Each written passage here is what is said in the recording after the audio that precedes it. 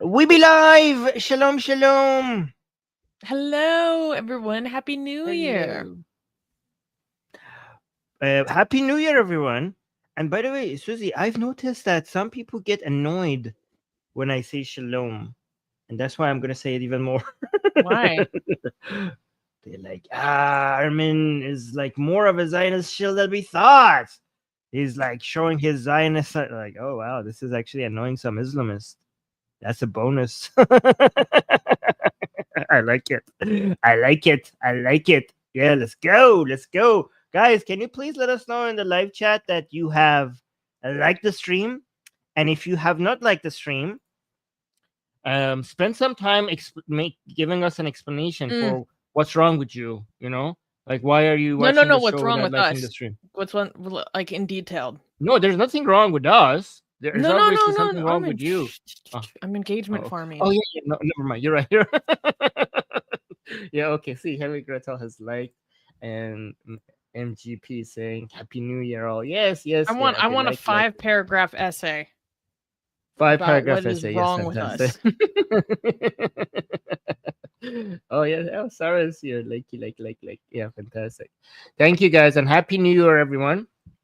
Oh, by the way, Susie, you see, she has a different background because she's traveling. Yes. So Susie, today, what are we doing today? What are we covering? First of all, I have kind of a cool announcement. This is obviously the first show of 2025, and not only is it the first show of 2025, but it is episode 350 of the Atheist Republic News Show. Wow. 350. Okay. I don't know. That's a big number. That's an accomplishment. That's a long time. It is an accomplishment. My calculations, that's what number we're at. So what are we covering today? A lot of stuff in the UK. Mostly UK, honestly. Oh, wait, I just realized I messed something up. Wait. UK, Netherlands, Afghanistan, UK. A lot of UK stuff right now. A lot of UK stuff. By the way, there's some stuff that we're not covering today, but we might be covering them in the future streams. So stay tuned, subscribe. One is Elon Musk's. Yes, actually, that one should. No, you should you go. You should mention that first. Actually, that's more important. Well, I mean, if someone is not like, I'm assuming people know what happened or heard of it. There was a terrorist attack on New Year's Eve in New Orleans, Louisiana. Where two, maybe. There was two, but the one that I'm talking about that we know was like an Islamist terrorist motive. I don't know if because then there was a different attack where someone exploded a Cybertruck outside of Trump Tower. I don't know if we have any speculation as to the motivation of that, but the guy who did the attack in New Orleans, I mean, he drove through a crowd of people, vehicular jihad style, with an ISIS flag and explosives in the car, if I'm not mistaken. Those motivations are so far pretty clear. Yeah, we'll be covering that. Yes. Actually. And yes. And let me know, guys, if you want me to cover this. Might not make it to our next week's news. I might do a separate stream on it myself. Let me know if you want me to do a separate stream on it. Elon Musk just endorsed promoted Tommy Robinson. And I don't know if you guys understand. I hope people understand how big of a deal that is. One of the most powerful people in the world basically boosted Tommy Robinson. That is huge. Well, and that the entire grooming gang scandal as a whole. Like, I don't know what happened this past week, but all of a sudden Americans have been exposed to the grooming gang scandal seemingly en masse for the first time. And everyone is like, what the fuck is wrong with Britain? Like, it's all these Americans hearing about it for the first time, like, shocked to the core about the details of what happened. It's very interesting to watch people, like, en masse learn about the details for the first time. I'm just sitting in the corner like, oh, it's bad. Yes, you guys, you're right. It is bad. A lot of people in the UK might not know how the majority of Americans... many Americans have no clue what's happening in the UK, and they're just realizing right now about the grooming gangs and the whole what's happening the sheer there, and they're level like, of negligence and dereliction of duty for decades. Yes. It's incomprehensible outside of the British context. Like, people are like, what are you even saying to me? When I first heard about this years ago, I didn't even think it was real because the details were so crazy and so extreme. It sounded completely fake to me. Like, this has to be exaggerated. This has to be made up. And then I went to go like look at it, and I was like, whoa. But for me, this was like 5 years ago. I'm such a hipster. No. Elon, I don't know if people understand. Elon is somebody that has the power to shift UK's politics to a completely different side. Like, he's a force to be reckoned with. Like, a lot of politicians in the UK are scared of him because they know the money, the influence, and the media power that this man has. If it comes to the UK, if Elon pays more attention to the UK and wants to change the narrative to a different side, there would be a shift in narrative globally about the UK. So he is a very, very powerful man, and I mean, he's a person that has managed to shift to some extent to politics in the US, and US is a much, much bigger force than the UK. UK is such a much, much smaller country, and Elon Musk can come. I'm not saying he will be completely changing it, but his influence would be felt in the entirety of the UK if he wants to focus on that. Just so you know.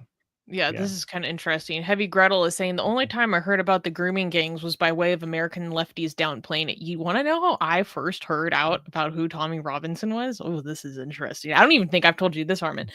It was literally when I was in Antifa. When I was in Antifa, there was a series of people, I have no idea who were postering Free Tommy all around the Bay Area.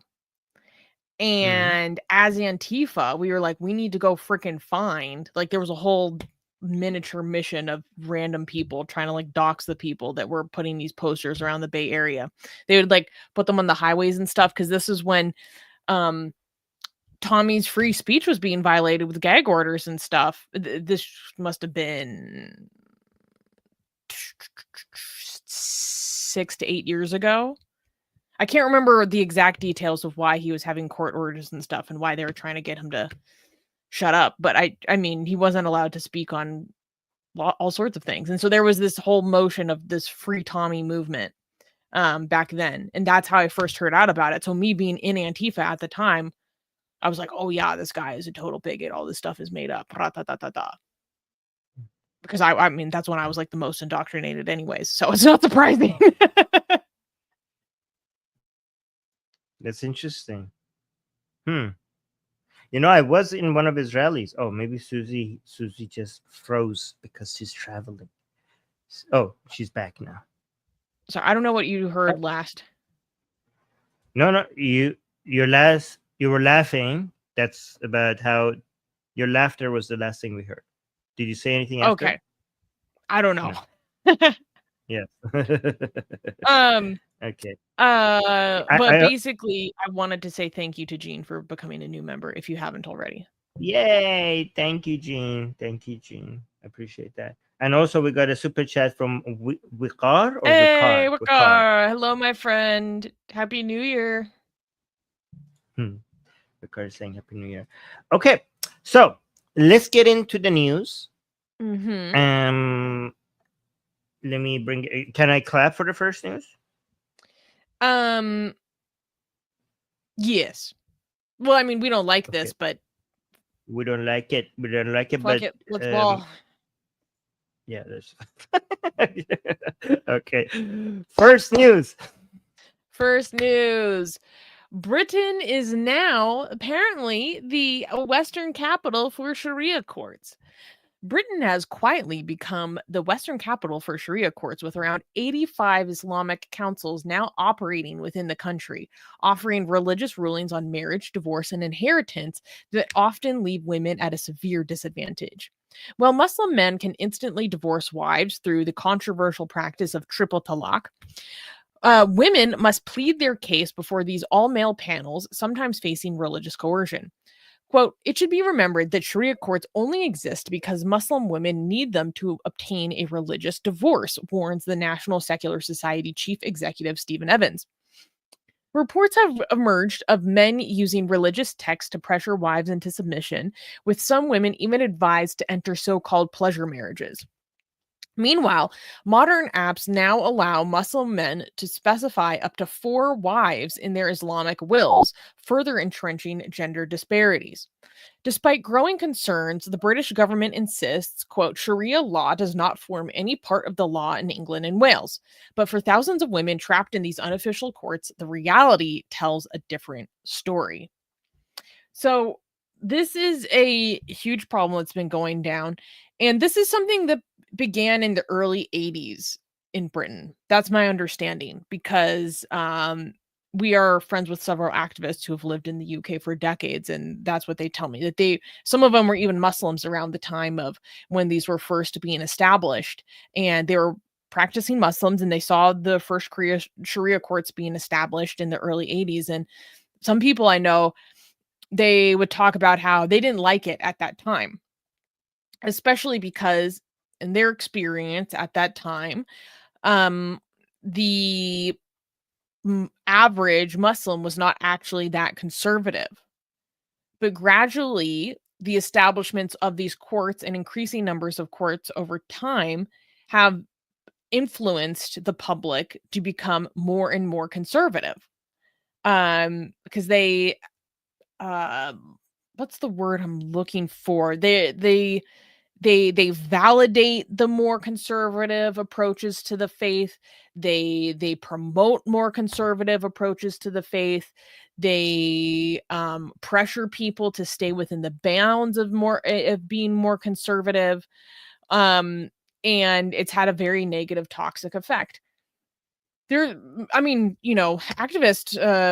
Mariam Namazi has had a movement called the One Law for All campaign that's been going on in the UK for a very long time. She's been pushing to end this kind of thing in the UK for a very long time.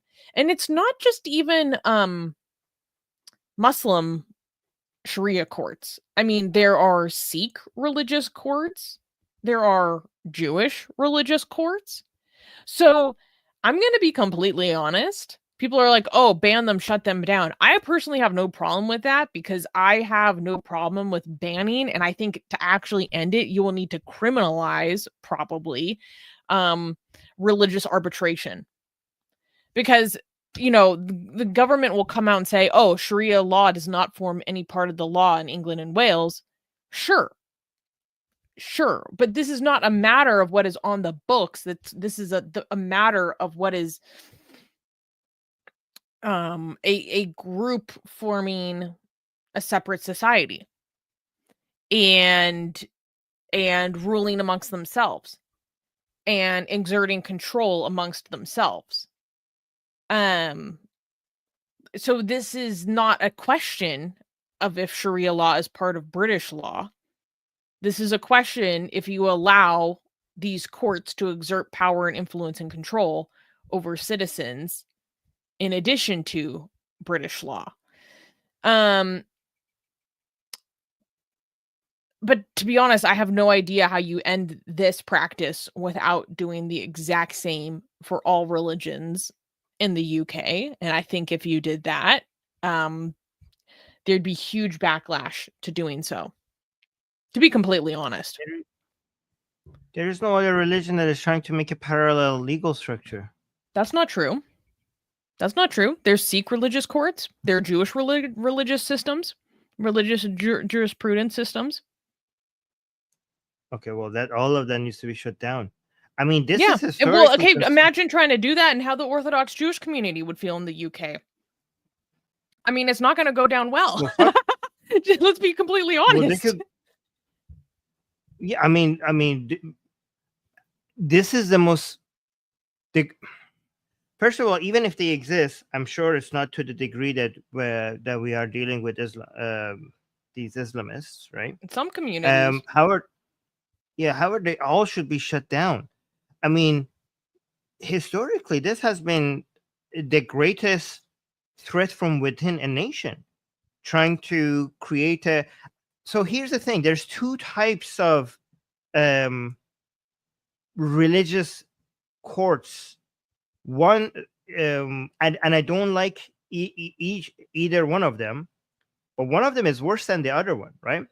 So if you have some religious courts that the state recognizes it and gives licenses to them and is officially recognized by the legal structure of the country as something that the state allows and has licensed and has come up with a framework for, I don't like that. But that's separate from something that your community is starting without it being part of the legal structure that the government is introducing to society. And this second one is they are both bad in my opinion, but this second one is far worse. Like, for example, in Israel, we have Islamic courts, right? But we don't. And I don't like that.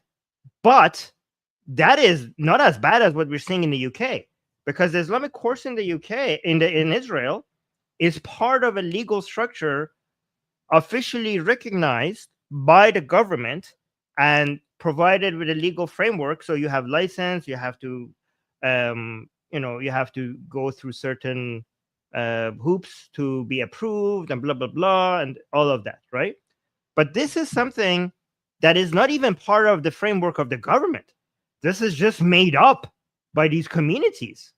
And this parallel legal structure that is not even recognized by the government, that is, the fact that they even allowed it to this point is insane.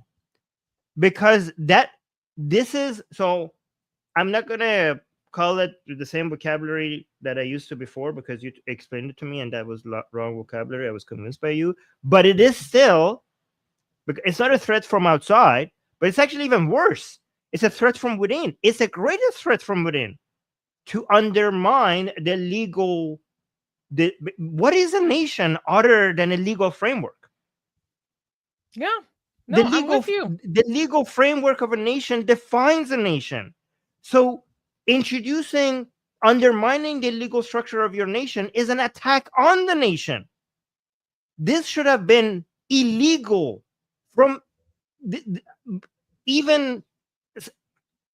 I mean, historically, governments have been very sensitive to this.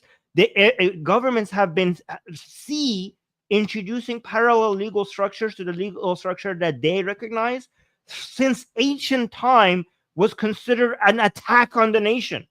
So I don't understand why this was allowed. I mean, even within the legal framework that we have, if we have somebody that acts that they're a lawyer and they don't have the license, that is so anybody practicing law without having the license is considered to be a criminal. That's a crime. Yeah, it's fraudulent. Right? Yes. However, these people have managed to. I mean, they don't call it court; they call it Sharia councils, and they don't call it law, even though Sharia has law in it. Sharia just means Islamic law, right? But just and they're like, they are basically practicing law. Like, this is two-tier. If I was in the UK and I was practicing law by calling it law, and I wasn't a lawyer and I didn't have the license or any of the things that I need to have to practice law, I would go to jail.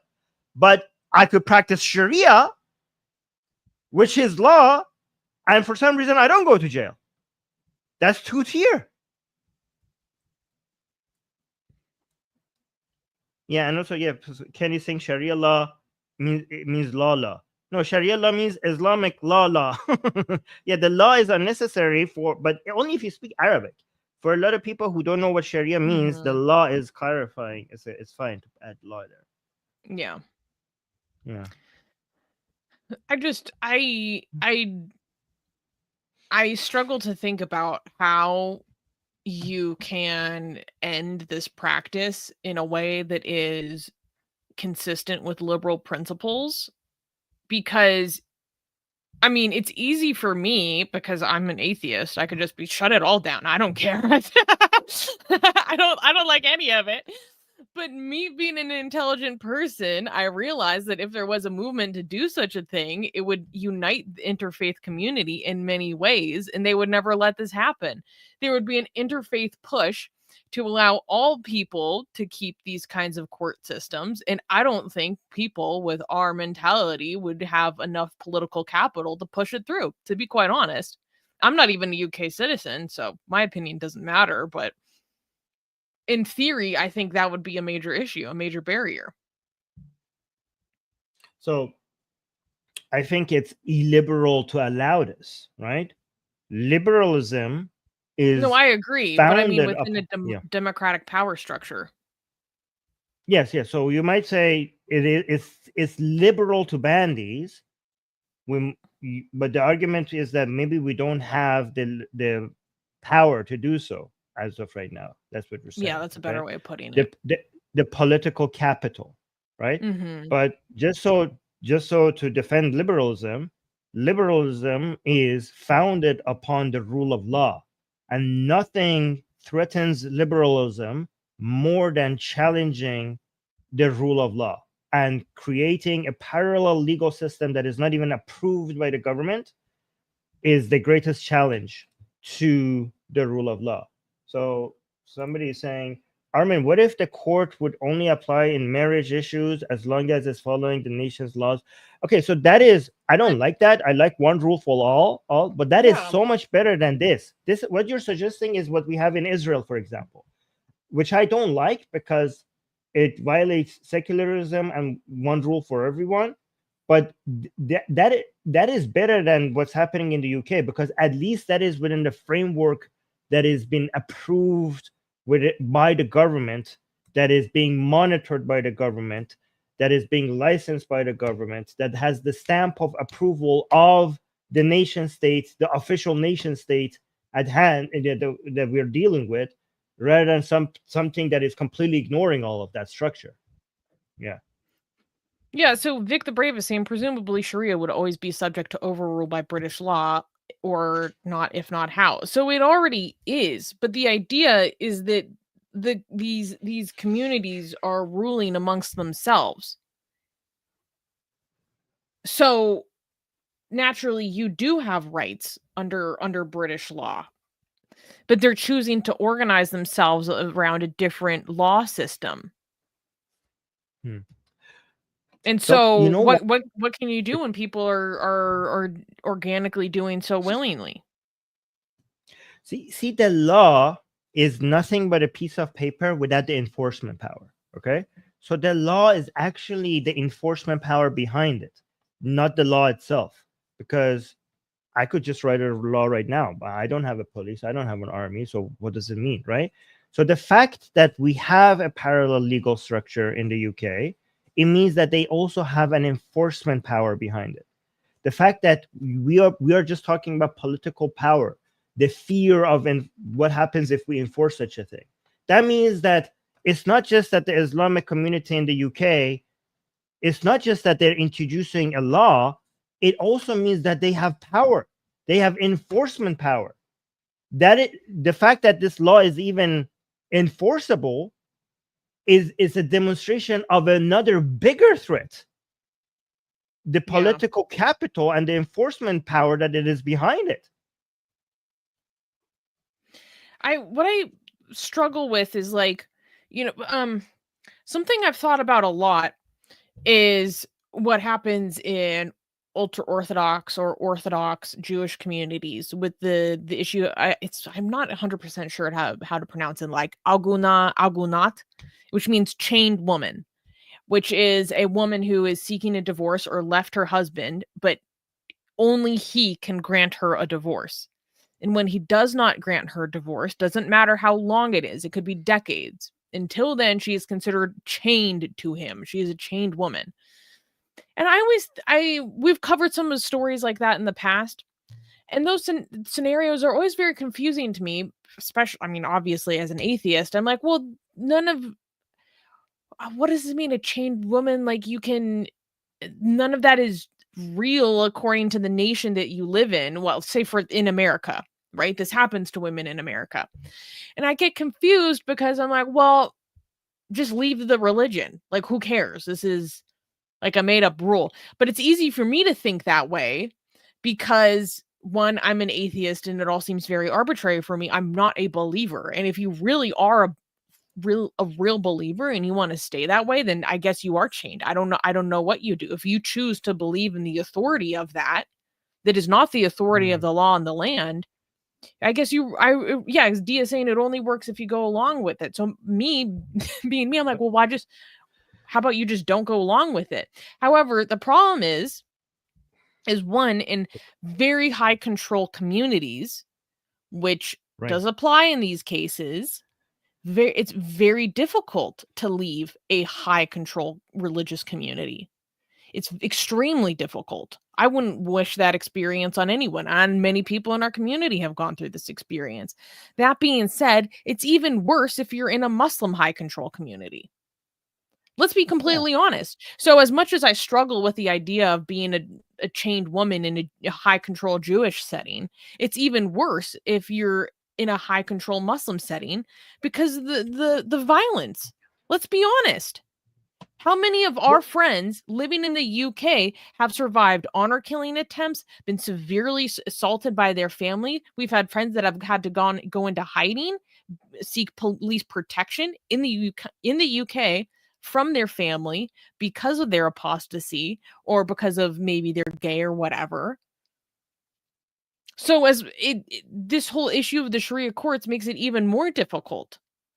Because again, it's emphasizing that there is legitimacy, that there is authority in within the communities that operate these structures. It's a very entrenched problem. I don't actually think it is the violence. Not that the violence doesn't exist. The violence does exist, but I think it's not because of the violence mostly that this happens. I think mental chains are actually more powerful than physical chains, right?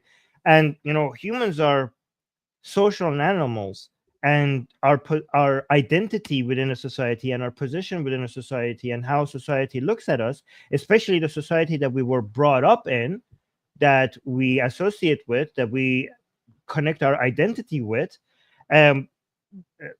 our position within that society matters more to us than anything else. It matters more than food, more than comfort, more than not experiencing physical pain. Nothing matters to humans more than how the society that we are brought up in looks at us. Nothing is more important than that.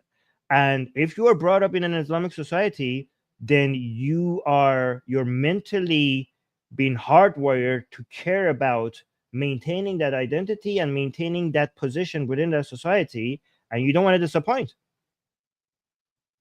No, I completely agree. I wasn't trying to make it sound like that's the main disincentive, but I wouldn't be surprised if I'm basically trying to emphasize that it's likely an additional barrier. Right. Like, the consequences of apostasy can be so severe, even in the UK. Right. Yeah. I mean, there's been people tracked down and assaulted for being ex-Muslim. Famous cases. You're correct. You're correct. But I do want to add that even I would argue that if you're talking about a Muslim who's doubting and thinking about leaving Islam, I would think that the feeling of being a disappointment to the community or to his or her parents or some people that he or she cares about is more painful than even the threat of physical harm. Yeah, that's fair. I mean, I have friends that are here in the States, and they actually have like a very like relatively really liberal Muslim parents, very free lives, relatively like independent. I mean, they're young, but full-blown ex-Muslims, but they just don't want to tell their parents because they just don't want to disappoint their parents or have them worry about them. And that's normal. Yeah. Yeah. I'd be really curious to hear what our like community thinks about this. I don't even know how you go about addressing this. Yeah, I highlighted some comments, but I think I already said what I wanted to say. Okay. Do you want to do the comments that Yeah. Dee highlighted? So we have one. Should I scroll up first, or do you want to? You already know the content. This person was reacting to a story about this, which is saying, honestly, this is going to destroy the West. We're going to need another crusade if things do not change. Well, that's a little extreme. Can I criticize myself? I used to think that saying, "Oh, Sharia is going to come in the UK" was hyperbole, right? But this news story shows that I was wrong. Oh, the whole creeping Sharia thing? Yeah, I thought creeping Sharia, Islamism in the UK is a huge problem, but talking about creeping Sharia is an exaggeration. And I just want to admit that I was so wrong, that was not an exaggeration. That was not an exaggeration. We're seeing it happen. Yeah. So you really have to talk about it on a case-by-case basis, you know what I mean? Like, it doesn't apply everywhere. Right. Yeah. So, this one. Yeah, this person's saying, why the F are they allowed to have a parallel society?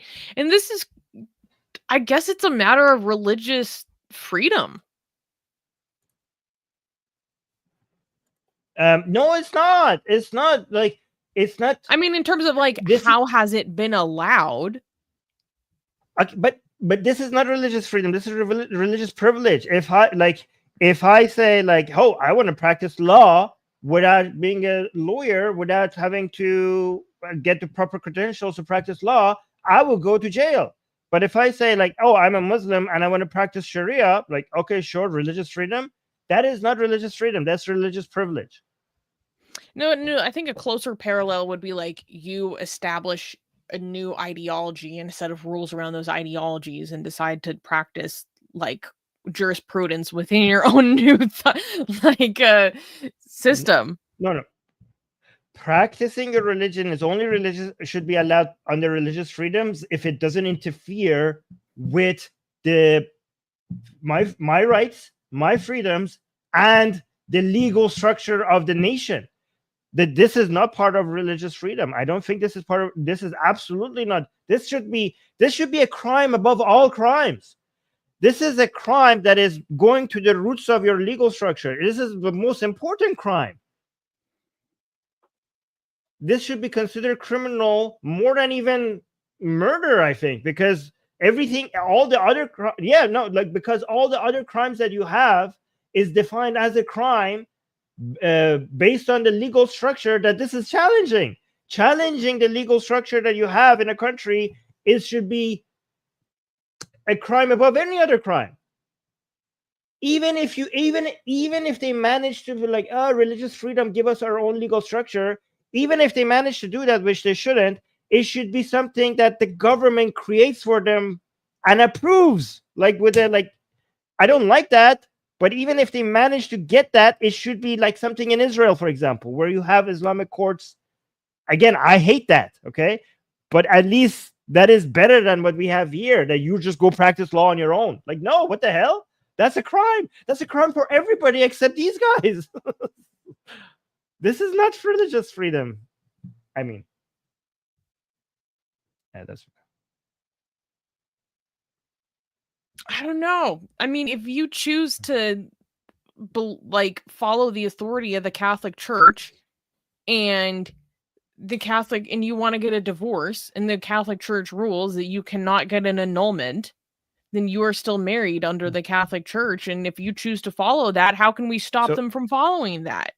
No, okay. So no. So giving moral advice and creating something that is law, we can tell what it's I know there's not a hard line in between them, but legal experts can come up with it's easy for us to note that this is now getting from, hey, these are some moral advice, to actually creating law, right?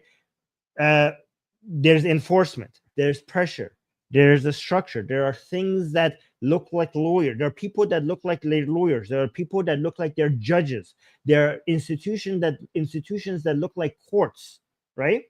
So if somebody comes and like, hey guys, don't eat pork, it's a sin, sure, do that, okay?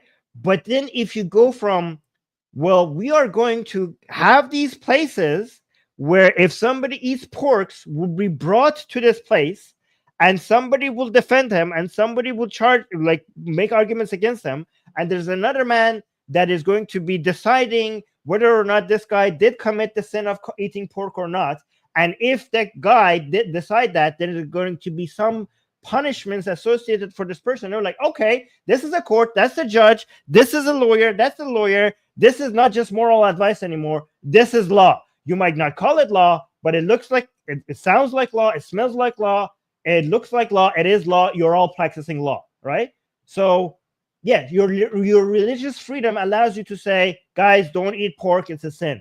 That's your religious freedom. But all of these institutions, all of these people, this is not just advice anymore. This is law. That's the difference. Yeah, I think we just have a big problem because, like, Abrahamic religions have a lot of religious law that goes beyond morality, goes way beyond morality. Yeah, well, if it starts to look like a law, it should be stopped. It should be banned. It should be illegal. That's my position. Yeah. Okay. What about this? D is right. Bacon is above all law. It is delicious. Dude, pork in general. Why does pork have to be so flippin' good? It's unreasonable. Yeah, so Polly was saying Sikhs don't form parallel societies in the UK as much as Muslims do. Better integration into labor markets, unemployment, higher education, etc., etc. People can still form high control communities and societies and bring in a lot of very damaging cultural practices, particularly towards women and girls. I mean, but people need to understand that if you're going to go towards banning a Sharia council, like, you are going to be banning the Sikh courts. Because wait, there was someone else. Yeah, Danny just celebrating his membership, saying there's Sikh courts as well. So that's going to go. Like, practices of Jewish law and arbitration are going to go. And I think if you tried to do that, like, people would flip out. Let them flip out. What the hell? I'm sure we're going to find. Here's the thing. We have so many secular Jews that will be welcoming that we will just get them to come and speak out. If somebody wants to call this anti-Semitic, we'll just gather all the secular Jews in one place, and them arguing for it are like, oh, I guess these are, yeah, we could do something like that. No, I don't think that's going to be good enough. I'm going to be honest. I think there's not even close to enough political capital to do anything about this. In a consistent way. I agree with you. Yeah. I'm saying what should be done. I'm not saying it would be done. There is no, it's, I don't want to say this, but I think it might be too late for the UK. So yeah. But anyways, but when it comes to Jews, we have Jewish people are some of the most secular, like on average, are some of the most secular people in the world, right? So I'm sure we're going to be able to find enough Jewish support for such a thing. Okay, let's do the super chats. Kenny gave a super chat. Thank you so much, my friend. Happy New Year. Dan gave a super chat. Thank you, Dan, saying the best way to reduce Islamic integration is to ban halal meat, ban male circumcision in a society. Again, you're never going to do this because the Jewish community will flip out. I mean, Susie, they did that in Denmark. They banned both halal and people were calling it anti-Semitic. But I know they did, but the law is still there. I'm just saying that these are some challenges. Yes. But I'm starting to understand what people are talking about when they talk about these Abrahamics. We Dharmics, we don't do this. Just maybe with cows they do. I'm just being realistic. There would be also a big backlash from the Jewish community. Yeah, and that should be responded to as well. And of course, okay, here's the thing, that the challenge, nobody's denying the challenge. The challenge is going to even be more severe from the Islamic community. Like, both of the challenges will be there. Okay, I mean, at least with the Jewish challenge, you're not going to, nobody's going to go choppy on you. There's just going to be angry letters calling you anti-Semitic. The main challenge is going to be from the Islamic community, which might go violent. Well, actually, which will go violent. I mean, angry letters, we could handle angry letters. It's the choppiness that we have to be worried about. Yeah, but with all things considered and all forces combined, like, we're outnumbered. Oh yeah, we are. To save the US, Europe is gone. Dan gave a super chat. Thank you, Dan. Saying require all, I think he means Muslims, seeking to immigrate to the West to draw a cartoon of Muhammad and post it on their social media profiles. Gotta blaspheme to immigrate. Again, I like to talk about like realistic solutions. Thank you for the super chat, because we should be pushing for things that are actually pragmatic and serve the most utility, instead of pushing for things that are not actually going to be efficacious. And that is my polite way of saying that this is a bad idea. I think Dan is joking, though. But I never know. Okay. Yes. Oh my God, she's back. Angel LR. Oh, hey, Angel. Angel, member for 13 months. Sounds very dangerous to free thinking. Hi, Atheist Republic. Angel, you never emailed me. And I was upset. Angel, please email me. Susanna at atheistrepublic.com. I wanted Susanna to check up on you. Yeah, Susanna. I was worried about Angel. That. Yeah, me too. Yeah. Oh my gosh. Please, Angel, email me. Yeah. Happy New Year. It's good to see you. Okay. Dan gave a super chat saying Khalistani Sikhs do have a high control society within Canada. Yeah, sure. Control of all temples where they celebrate the Air India bomber Sikh extremists. Really crazy. Yeah, no. Oh, my God. I don't even know what to say. As someone who's not religious, I'm freaking exhausted by high control religious nut job. Okay. People try to make it about like where people come from kind of thing. They like turn it into a xenophobic thing. I'm like, high control religious environments in general cause so many problems for society. It drives me insane. Yeah.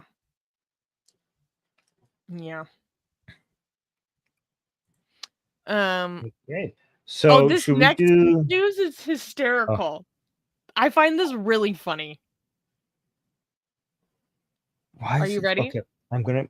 Yes, I'm okay. Clappable? Yes, obviously. Yes, clappable. Okay. Next news. Convicted UK terrorist sues pub over deeply offensive sign. Guys, if you haven't heard about this, the absolute state of things. Okay. A convicted terrorist is suing a centuries-old British pub over its sign, claiming that it is racist and xenophobic, despite its historical significance. Khalid Baka, I think that's how you pronounce it, a 60-year-old who previously served time, he served hard time for spreading jihadi materials.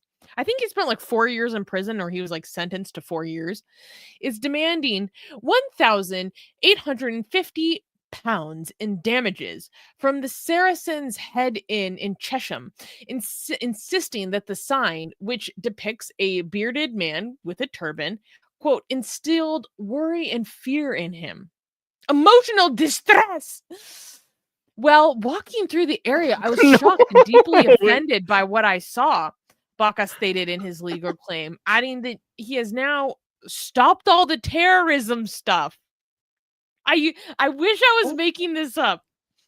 Pub landlord Robbie Hayes dismissed the lawsuit as ludicrous, questioning why a name that has existed on this pub for 500 years is suddenly offensive.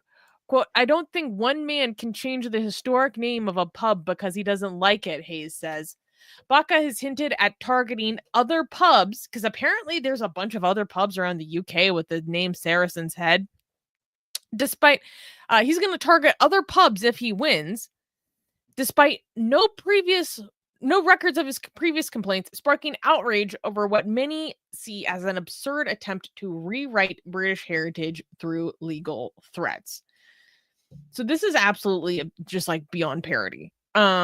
So this dude who was literally caught, tried, and convicted for disseminating terrorist propaganda materials in the UK, served, I think, around 2 to 4 years in jail. I can't remember off the top of my head, but he served time for spreading pro-jihadi propaganda.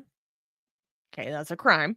Now suddenly feels deeply offended by the fact that there is a little pub that has a dude and its name is Saracen's Head. Because he's saying that it basically like promotes violence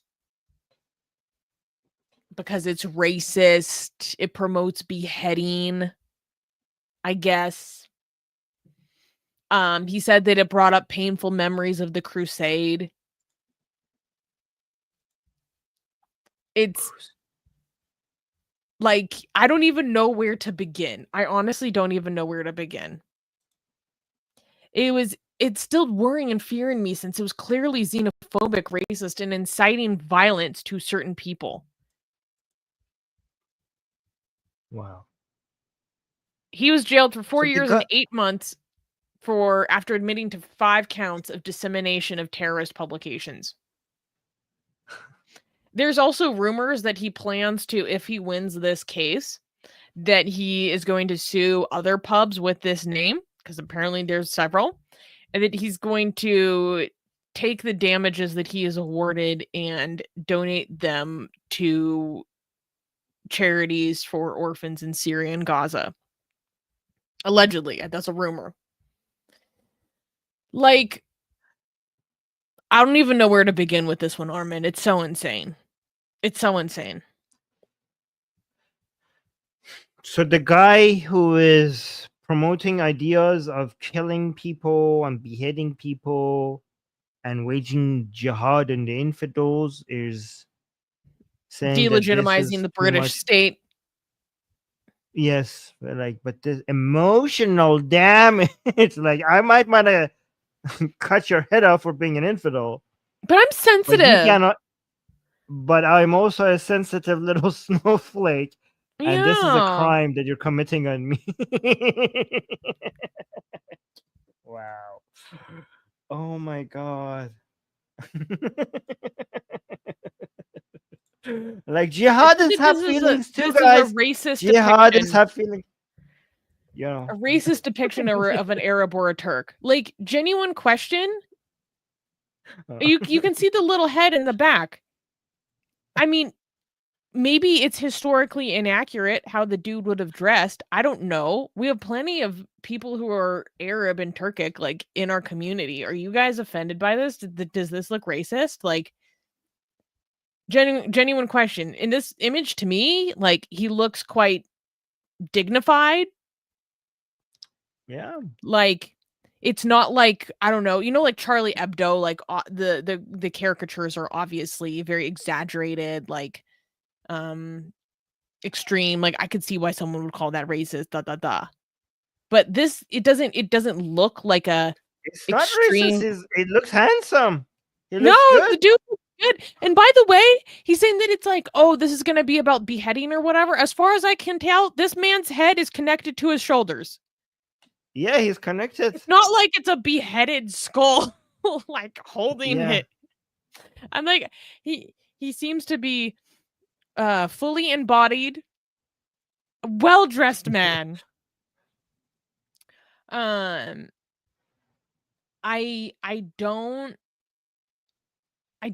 genuinely don't get this one. But I think what is so frustrating is when this happens to small business owners.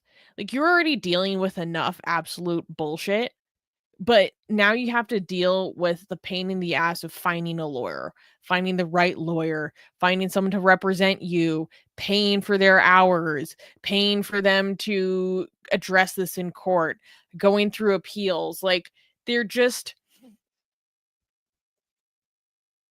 It's just punishing him and his time and everything that could be directed towards much better things in his life than dealing with this absolute pain in the ass annoyance over nothing, over freaking nothing. And you know what, Armin, can you explain something to people? I just kind of want to make a point that sometimes it is okay to judge a book by its cover, because a lot of people don't know why this man's beard is orange and what it specifically means. But it actually has a meaning. So I can judge a lot about him because his beard is that freaking horrible, ugly color of orange. I mean, I don't know if he colored it, but very religious Muslims consider there's hadiths that Muhammad colored his beard, and that's why they're following the way of the Prophet.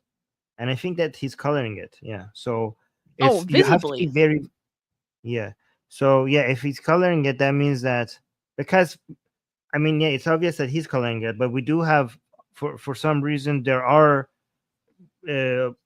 relative to the population of gingers, there are more revert ginger Muslims. There are too many revert ginger Muslims relative to the population size. I don't understand. Why are the gingers reverting to Islam? Yeah, that's a question for a different day. That's a question for a different day. This guy is not ginger, but there is a ginger problem that we have when it comes to reverting to Islam, as they say. Right? But the moral of the story being, if you see a dude that has this horrible color of orange, because this is not a natural orange, but this dyed orange, it's because someone is extremely conservative. Yes. Yeah. So that's what the Prophet. So some Muslims, there are certain Muslims that are so fundamentalist that they think that every single thing that Muhammad did has to be copied. Everything that he did, right? So if we have hadith that Muhammad colored his beard, they will do it. Yeah. So that's interesting. But let me actually, Dee was saying that the comments are really good in this article. Do we want to watch the videos that you found first? Oh, there's a video. Galen, you only freaking download one of it. You only downloaded one of them. Oh wait, there's two for this one? There was two. Okay, I will download the other one. Okay, I'll play this one. Okay, wait, let me unmute it first. Because I don't know why you cannot unmute it. Okay, thank you. Yeah. Came home one day and found a letter demanding $2,000 from you. What was your reaction? At first, just shock, really. I thought it might have been some kind of scam, but because it was from HM courts and tribunals, I quickly realised it wasn't. And then upon reading into the story, and his claim that he actually came here, which I dispute, there was then several lines of different, what he called offences for the actual signage. Have you ever had any issues with your signage? Has anyone ever come into your pub and said, that's a racist sign, take it down? Never, nothing like that, no. I mean, as you've been saying, this has been the name of this pub for 500 years, and yet now, suddenly, yes, a convicted terrorist is coming after you for it. What are his grounds?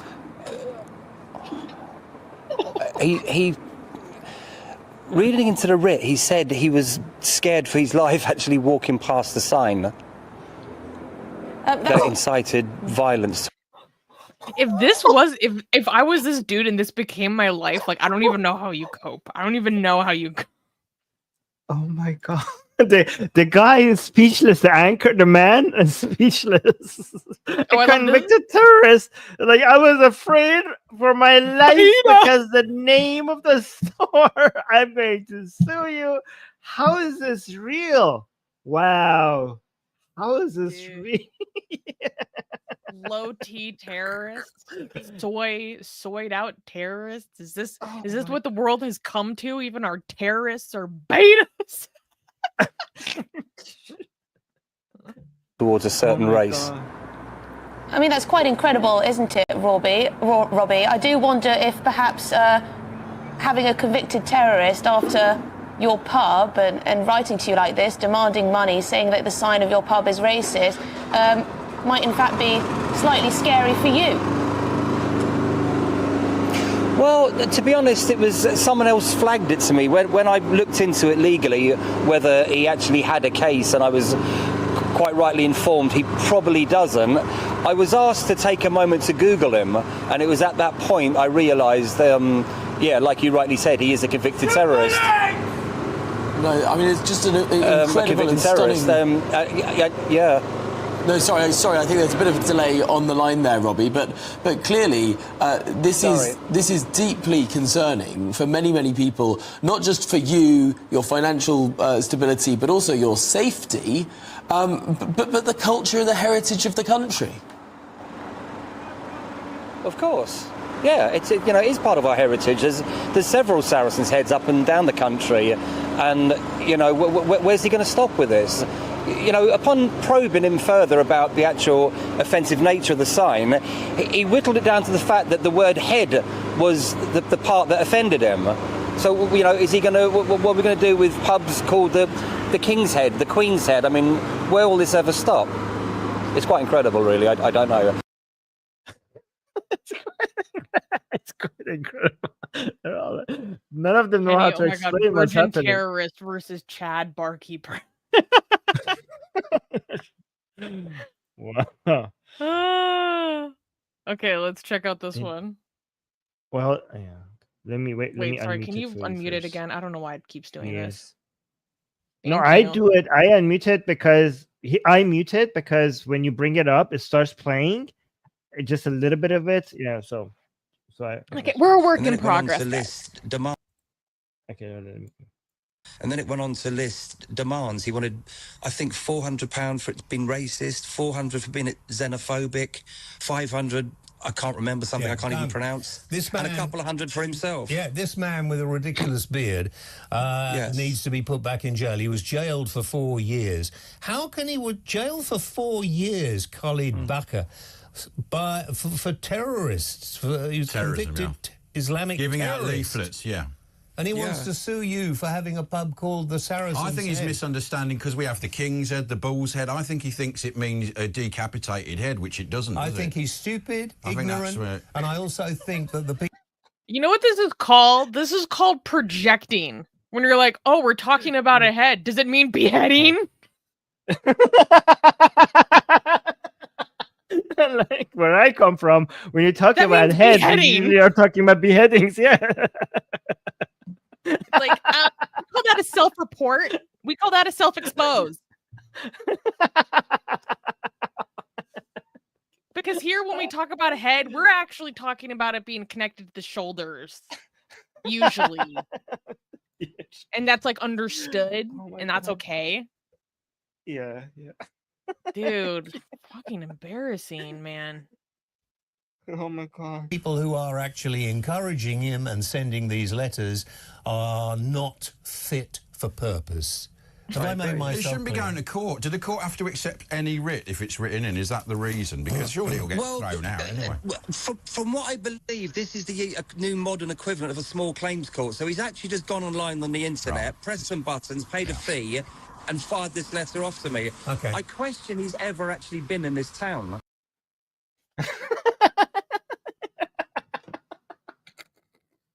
No, the funny thing is that he claims that he went into this pub and talked to them and complained to them all this stuff.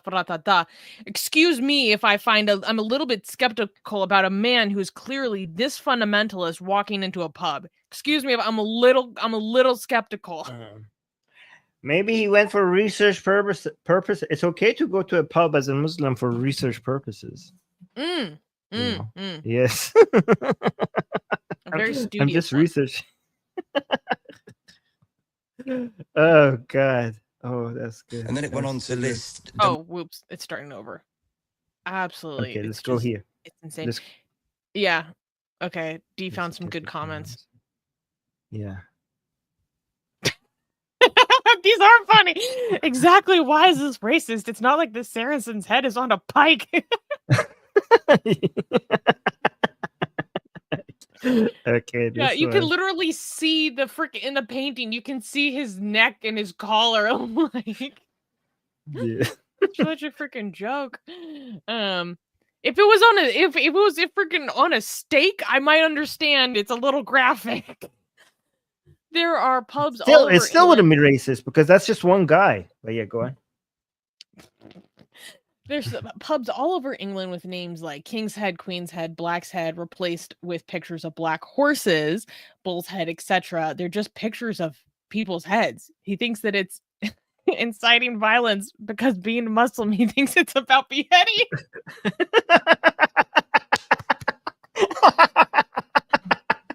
Like, I think if I actually look, sometimes the simplest answer is the most likely. That's all I'm saying. I'm a Muslim. I hear head. I think beheading. Oh God! What the hell? That's fair. Yeah. Well, yeah. This person is saying, call it Knights Templar or Crusaders in, and then watch the meltdown. I feel like I've been to England and seen pubs with like paintings of. I mean, maybe it wasn't called the Knights Templar. Maybe they just had a painting of one. I don't know. I could be making things up, but it's not crazy. I hope, well wishes to the pub owner. The good news is that he probably got a lot of publicity from this. And I hope his business is doing well. So if he's getting some publicity from this, people coming to show their support, then maybe he, I hope that benefits him.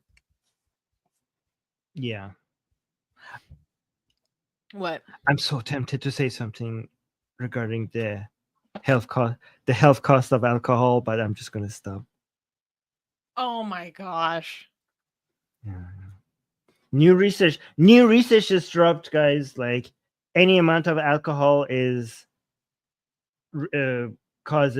cause 7 different types of cancer are a direct result of drinking any amount of alcohol. Just throwing it out. If you go to a pub, I'm pretty sure they have things other than alcohol. And this is a lot of people think that this is because I used to be. They're like, oh, Armin, his Islam is showing he's anti-alcohol. No, I'm a health freak. Yeah. It's true. That's nothing to do with Islam. Yeah, that's true. I eat pork. Well, I'm glad you got that out because I could see the vein pulsing down your. Yeah. I had to. Yeah. Sorry. Get it out. It's okay. Okay. He's like, okay, thanks, Dad. We got a bunch of super chats. Some these are in relation to our last story. Oh, I thought this was funny. They're saying, why do gingers revert? Okay, guys, I think for the betterment of the world, like, just don't bully any gingers. Yes. Just don't bully any gingers. They might revert to Islam. Maybe actually is because they are bullied and they need a community to. That's what I'm saying. Yeah, you're right. Actually, you're right. Maybe all the jokes, like anti-ginger jokes, and all the bullying makes some of them convert to Islam because of the community and the acceptance. All these freaking infidels telling me I got no soul. Okay, my brothers over here, they telling me I have a soul. Yes, exactly. That might be the reason, actually. Okay, so let's go through the comments. Asian American, thank you for the super chat. Thank you so much. Saying Mufti Armin, a woman in Alabama, received a gene-edited pig kidney. Is this halal? Does the Quran have a minimal definition of pig? And Happy New Year. So Mufti Armin, please give us your ruling. Everyone use the Mufti Armin emoji. If it's for health reasons, yes. To save your life. For example, to save your life for health reasons, then it's allowed. I mean, for example, if you're starving and you need food, Islam allows you to eat pig, for example, because for health reasons, it's allowed. Okay. Thank you, Mufti Armin. Another ingenious ruling. Erkan is celebrating his membership. Thank you, Erkan. Saying hello from Izmirnistan. Happy New Year. Hello. Happy New Year. Yes. Erkan gave a super chat saying England on the quest to becoming Anglistan, which is funny because isn't the word that you use that's for the England name of England? Yeah, in Farsi, that literally is the word. Yeah, in many countries, England. I mean, Englistan is just England. So Estan means land of. England means the land of right? So Englistan, Engels, yes. So Englistan literally is just the same as England. In many countries, including Iran, England is already referred to as Englistan, which means the land of Engels. On the quest to becoming already is. Guys. Yes. Creeping Sharia confirmed. It already is. Yeah, we've been calling England Englistan since I was, since forever. Mm-hmm. Yeah. I love that idea. It's like a conspiracy, and it's like it already was. Always has been. Always has been.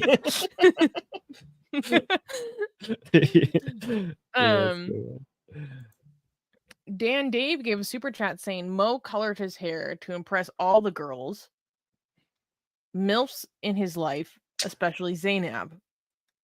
This guy slept with all girls of all ages from 9 to 50. Do you know if there's any reason why he colored his beard? Is that he was very self-conscious. I know that because, I mean, first of all, the stories are not real. I'm talking about a fictional story. But the character seemed to have been very self-conscious because there are some stories that showed that he was very upset regarding the smell of his mouth. So he went out of his way to make sure. I think he got like a comment regarding his, he was very self-conscious about how he looked, about his smell, and stuff like that. I really liked the videos that Apostate Prophet has done about how hypersexualized this character of Muhammad was. Like, his sex drive is described as something that sounds almost like a crippling disability. Well, the level of sex drive and libido, I'm like, that sounds like an impairment. But they brag about it. Like, I remember in Iran, like, they were like, oh, Muhammad was capable, like, to have sex like as much as 50 men, right? Like, basically the sex capability of 50 men. And they were saying that as if, like, as a bragging, like, oh my God, look at our prophet. Like, no man can have this much sex. Our prophet has the most sex. I don't know. Look, I'm not a man, but that doesn't sound like a great way to live your life. That sounds like an impairment to me. It sounds like sex addiction. It's like, that's what I'm saying. Like, we call that an impairment. It's good to enjoy sex, but there's a line that it turns into an addiction after that. Yeah. Gaijin is also celebrating his membership for 36 months, proposing a pub with the name The Savior's Head with blessed wine. Well, then you would need a priest, or if you're Catholic, you'd need to be having a permanent mass, just constantly having mass to bless that wine. So, and Kenny gifted 5 memberships. Thank you so much, Kenny. That's very generous. Thank you. Dan gave a super chat saying, Armin, was the Iranian ruler Nadir Shah an atheist? He was a hated figure in India for his brutal Indian invasion, but that was not religiously motivated. Oh no, he was not an atheist. But yeah, religious people do many things that are not religiously motivated. Just because he did something that is not religiously motivated, that doesn't make him an atheist. Yeah. Yeah. And Dan gave another super chat saying Judaism has its issues, but it's actually the best Abrahamic religion. They keep their stuff to themselves, which is so much better. I mean, a lot of I don't know if I agree. What I've seen from very high control Jewish communities is horrible. I mean, it affects less people, but I'm not going to, like, it still matters to those people. Yeah, I mean, there are a lot of people that come out of ultra-Orthodox communities that have their lives have been devastated, and they might disagree with you on that. I would give you the fact that because it's not a universal religion, there's a lot less harm associated with it. The meme stays contained. Yes, because it's not trying to expand. Okay, but within the places that it does exist, when among its very religious ultra-Orthodox community, it does cause a lot of harm to children, to women, to LGBT, to many other people. Yeah. Mm-hmm. And Gaishan gave another super chat saying Krishna depicted himself 10,000 times to please 10,000 princesses. Step up your game, Muhammad. You know what, Gaishan? You're right. And this is to combat all the love jihad slander. To be fair to, yes. I have been speaking against Hinduism many times, but I want to defend Hinduism. Krishna's sex adventures. Oh, Susie just. Oh no, he's back. Krishna's sex adventures were all consensual. All those women were loving every second of it. Yeah, that's what I heard. Yeah, it was consensual. She didn't. I don't know. I think there's a story of a lot of those gopis being underage. I think a lot of those gopis were underage. Okay, ignore that part. Okay, let's assume that. Okay, fine. I'm not gonna even say anything. Okay, if they were not underage, the stories shows that Krishna rizzed all of them up. Okay, it was not like he captured them in battle like Muhammad or stuff. Right? Yeah. No capturing a woman in battle, just rizzing. Okay, if they're underage, then I will take all that back. Okay, let's go to the next story. This is a woof. We're gonna clap though, because I mean someone's going to jail. Jail, okay. But I have a lot to say about this. Actually, I don't know. Okay. Well, next news. A Dutch court has sentenced jihadist bride Hasna A, that they don't give us the full name, to 10 years in prison. Okay, keep this in mind. 10 years in prison for enslaving a Yazidi woman while living under ISIS rule in Syria, in a chilling case of modern-day slavery and extremist brutality. Hasna, who left the Netherlands in 2015 to join the Islamic State with her 5-year-old son, so she kidnapped her son to ISIS, forced the Yazidi woman, who identified only as Z to protect her identity, to cook, clean, and care for her child while knowing full well that she was a part of ISIS's campaign to genocide the Yazidi people. Quote, I begged her to let me call my son, but that was not allowed, the victim testified, describing how ISIS fighters had taken her child to a jihadist training camp. So this Yazidi woman, who was their slave, was begging them, oh, please let me talk to my son, who they kidnapped to forcibly go into the ISIS training camp. I mean, this is a nightmare. Judge Jockel Schnoinger, condemned Hasna's role in the, quote, widespread and systemic attack on the Yazidi community, emphasizing that crimes against humanity like this rank among the most serious international crimes there are. Hasna, repatriated to the Netherlands in 2022 along with other ISIS brides, still clings to extremist views, yet she claims innocence, insisting she lived withdrawn into my own room.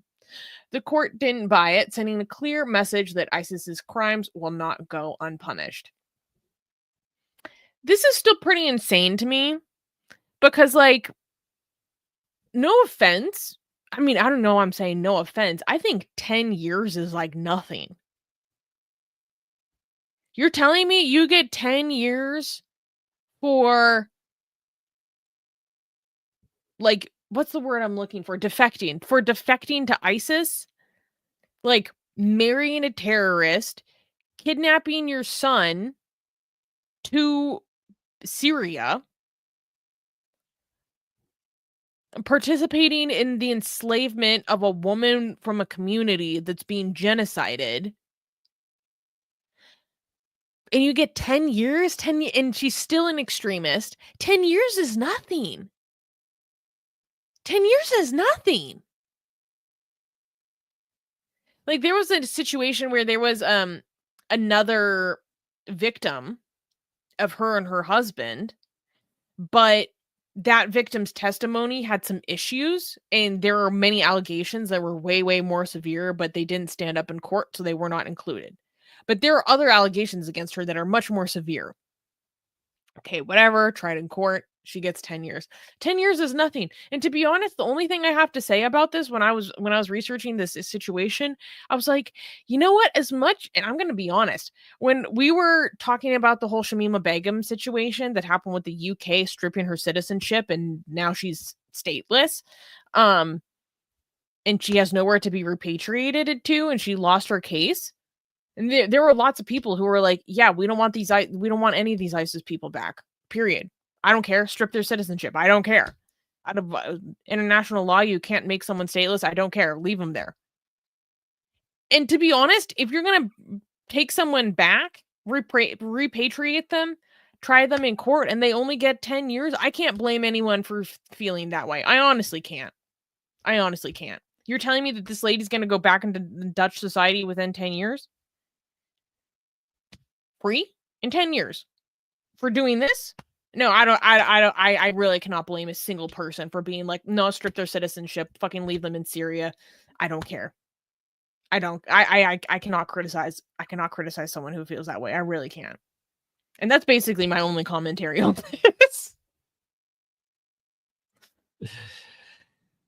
Well, I mean, I could challenge you on that, but I'm not gonna, because right now I want to make sure that we don't go overtime today. But I don't like the I don't like the idea of being able to. I think if making the punishment harsher to me would be ideal.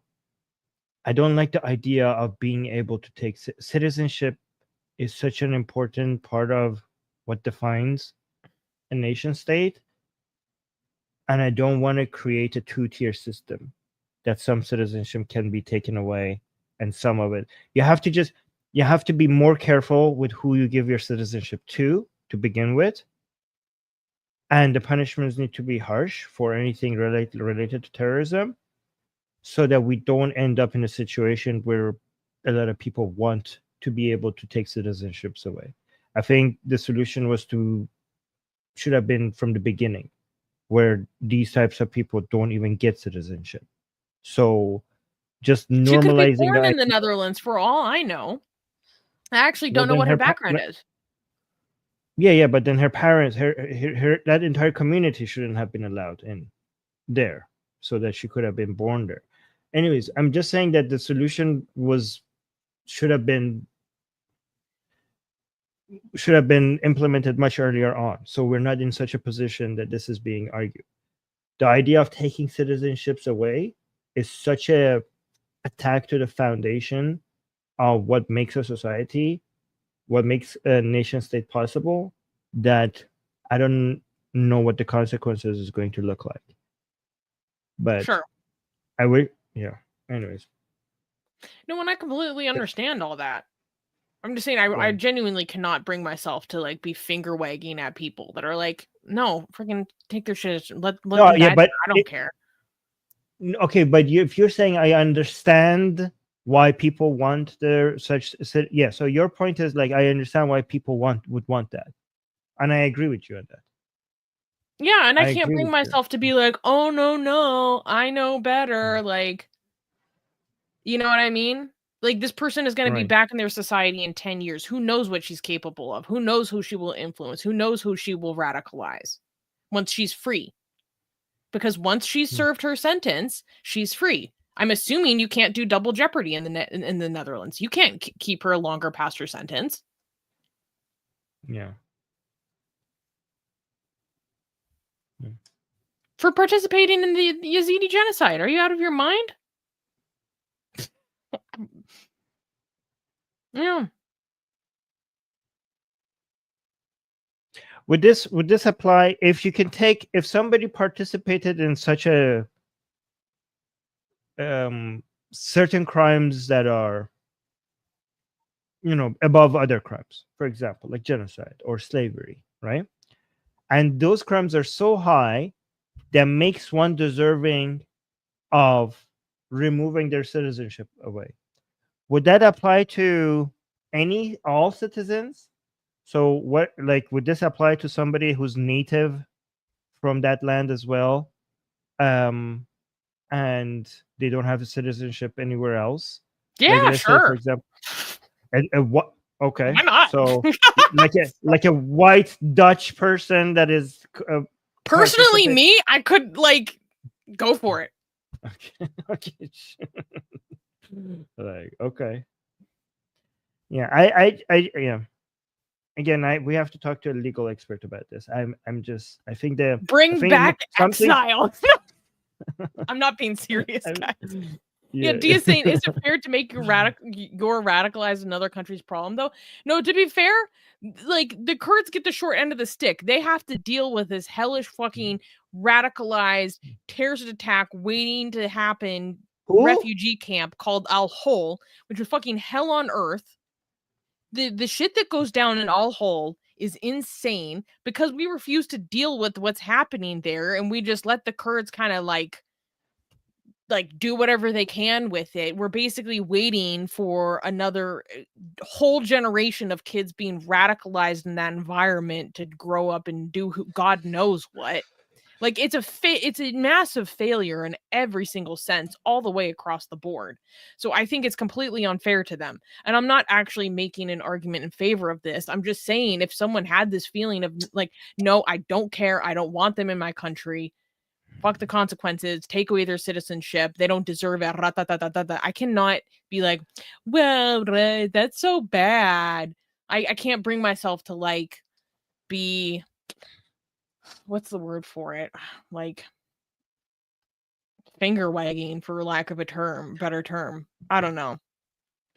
Okay, so 10 years? By the way, Susie, we might need to talk about certain, again, hashtag not all, Kurds in Syria, okay? Because I think a lot of us have been lied to about what some of these groups represent, right? Especially by American leftist YouTubers who like these groups because of their Marxist, the group in Syria called the Syrian Democratic Forces, run by the YPG, is actually connected to the PKK, which is a genuine terrorist group themselves, right? Oh yeah. So no, I'm not acting like any, I know. I just want people to know here that the ties between the Kurdish group in Syria to genuine terrorist groups is real. Even though America is backing the SDF, and even though Turkey is an Islamic country, they be right about this. Okay, so well, that's a different. Me as a liberal, you might think that Armin is a liberal who he usually defends the United States, which is a liberal country, against Turkey's against Erdogan, who's an Islamist. But on this one point, Erdogan's being upset with the United States for backing a terrorist group called the SDF, a terrorist-connected group called the SDF. Turkey be right. United States is on the wrong side of this. Okay, this is a Marxist terrorist group. Okay, yeah, Dia saying there are terrorists though. Yeah, sure. No, but that really is how it works. That really is how it works. Yes. Dude. Les is smiling, saying, "Fine, Dad. Armin ruins all the fun." No, but she's joking. Like, what you're saying makes sense. Oh wait, did we do the comments? Let's do the comments here. No. Oh yeah, this one is agreeing with you. Only 10 years, not enough. Life in prison. Throw her under the jail. I don't care. Yeah. So people are agreeing with you. Okay. Yeah. Okay, so we have a super chat by Carl. You want to read that one? Carl gave a super chat. Thank you, Carl. Saying, I think Kant said a nation is people ruled by the same law. Different law, aka Sharia, different nation. By the way, Happy New Year's. Thank you, Carl. Oh, yeah, I mean, thank you. Happy New Year to you. I get what you're saying. Like, if people are like, oh, calling Muslims a fifth column is so hateful and xenophobic and ratata. Okay, but if you're literally operating within Sharia councils and not like observing the legitimacy of British law, is that not basically like a fifth column? Dan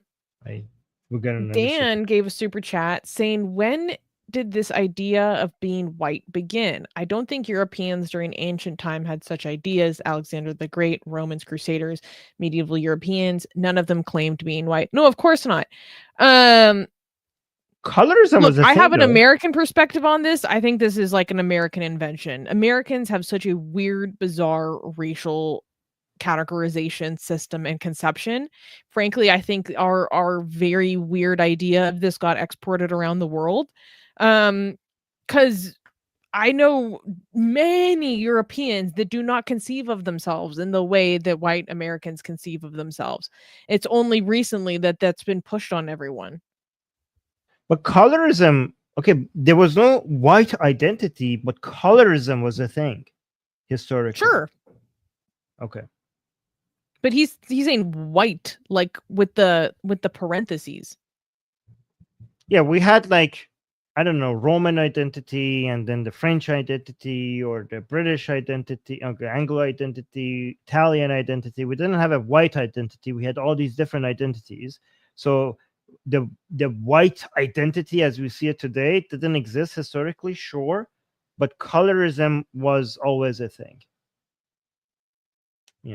Yeah, always has been, and across societies before intervention of different colonizers across the world. It's actually very interesting how consistent it is as a form of human behavior, even within ethnicities to have colorism.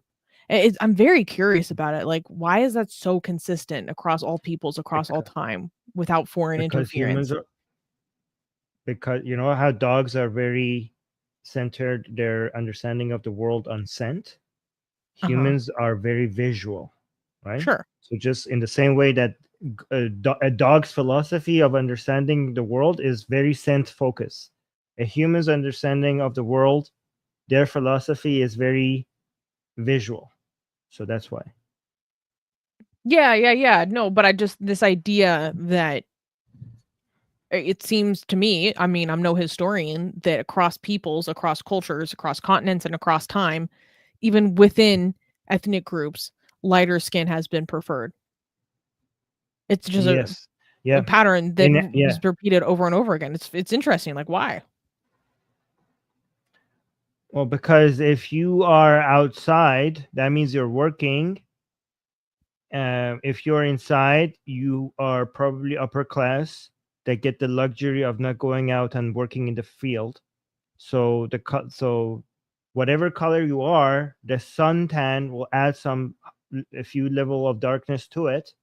So I'm guessing, by the way, historically, people who were upper class, they stayed inside more often rather than working in the field, so they were a few shades lighter. Yeah, no, I'm familiar with that. Just sometimes I worry if it really is. I wonder, is it really that simple? I don't know. I'm sure for many societies that's been the case. Okay, Dan gave a super chat saying, Armin, why do you think Zoroastrianism suffered such a heavy blow from Islam? There are still Christian minorities in the Middle East. Same with Hindus in Pakistan. There are just 200,000 Zoroastrians left now. Because it's not Ibrahim. Because when Islam took over Iran, because they were not considered Abrahamics, right? They were not considered. So Judaism and Christianity are considered the people of the book. Islam considers them as inferior, but still within the same family, right? So they have protection status. They will be humiliated. They will live as second-class citizens, but they will be protected. Jews and Christians will be under Islam. Jews and Christians should be treated as second-class citizens who are still protected by Islam. But no other religion enjoys that protection. Everything else is arguably needs to be annihilated. Jews and Christians are not to be annihilated, but only to be treated as second-class citizens. No, my understanding is that, and I could be wrong, but in Zoroastrian orthodoxy, it's not evangelizing, that you actually have to be born into it, and you have to marry within it. And so that's I was reading an article recently about how the Parsi population in India is having a very difficult time sustaining membership enough to even run its own religious community, versus Zoroastrians that have emigrated to the US are taking a much more liberal approach, where they actually let people kind of convert, they let people join, they're more liberal on intermarriage. And so they're actually being more successful over in the United States because they're not as orthodox. So if you're not allowed to bring more people in, yeah, you can dwindle. Yeah, but we still have Jewish minorities, and they don't evangelize. I mean, Christians don't evangelize in Islamic countries anyways. They can't. Yeah, they do. They're not allowed. Some do. I know people who have been evangelized to in Muslim countries. Okay, well, sure. But yeah, Zoroastrianism is not. I think it's mostly because Zoroastrianism is considered to be not Ahlul Kitab, or people of the book, so it's considered lower tier than. It's interesting because as anti-Jewish as Islam is, it's still more anti-Hindu and anti-Zoroastrianism than anti-Judaism, right? Because they're idol worshippers or fire worshippers. Yeah. According to, they're not fire worshippers, by the way. According to Islam, they're fire worshippers. Mm-hmm. Yeah. Sorry, was that something else you wanted to say? No, but I just want to say that when Muslims invaded Iran, Persia at that time, the Persian, the Sassanid Empire, there was a disagreement whether they are the people of the book or not, because they had a book and they didn't have idols, right? So they're like, can we maybe not kill these people? That would be too costly, right? But some people are like, oh no, these are mushrik, these are idolaters, they worship fire, they're not the Abrahamic, so they're not part of our family. But people are like, well, they have a book and they don't have idols, so maybe we could an argument that they are people of the book. So there were some arguments between Muslims whether they are people of the book or not. But once they passed Iran and they reach India, they're like, oh no, these people are definitely idol worshippers. This is too far, man. This is idol worship. I cannot turn a blind eye to this one. That's why we have mountains called Hindu Kush. That's why we have mountains literally named after killing Hindus. And Muslims, when they reach India, they went all choppy. The numbers are insane. If you look at the number of Hindus killed by Muslims when they reach India, it's astronomical. It's unfathomable. The name of those mountains to this day is Hindu Kush, which means killing Hindus. Yeah. We got another super chat from Dave saying there are Roman emperors of Arab North African origin, so clearly white Europeans did not see them as the other.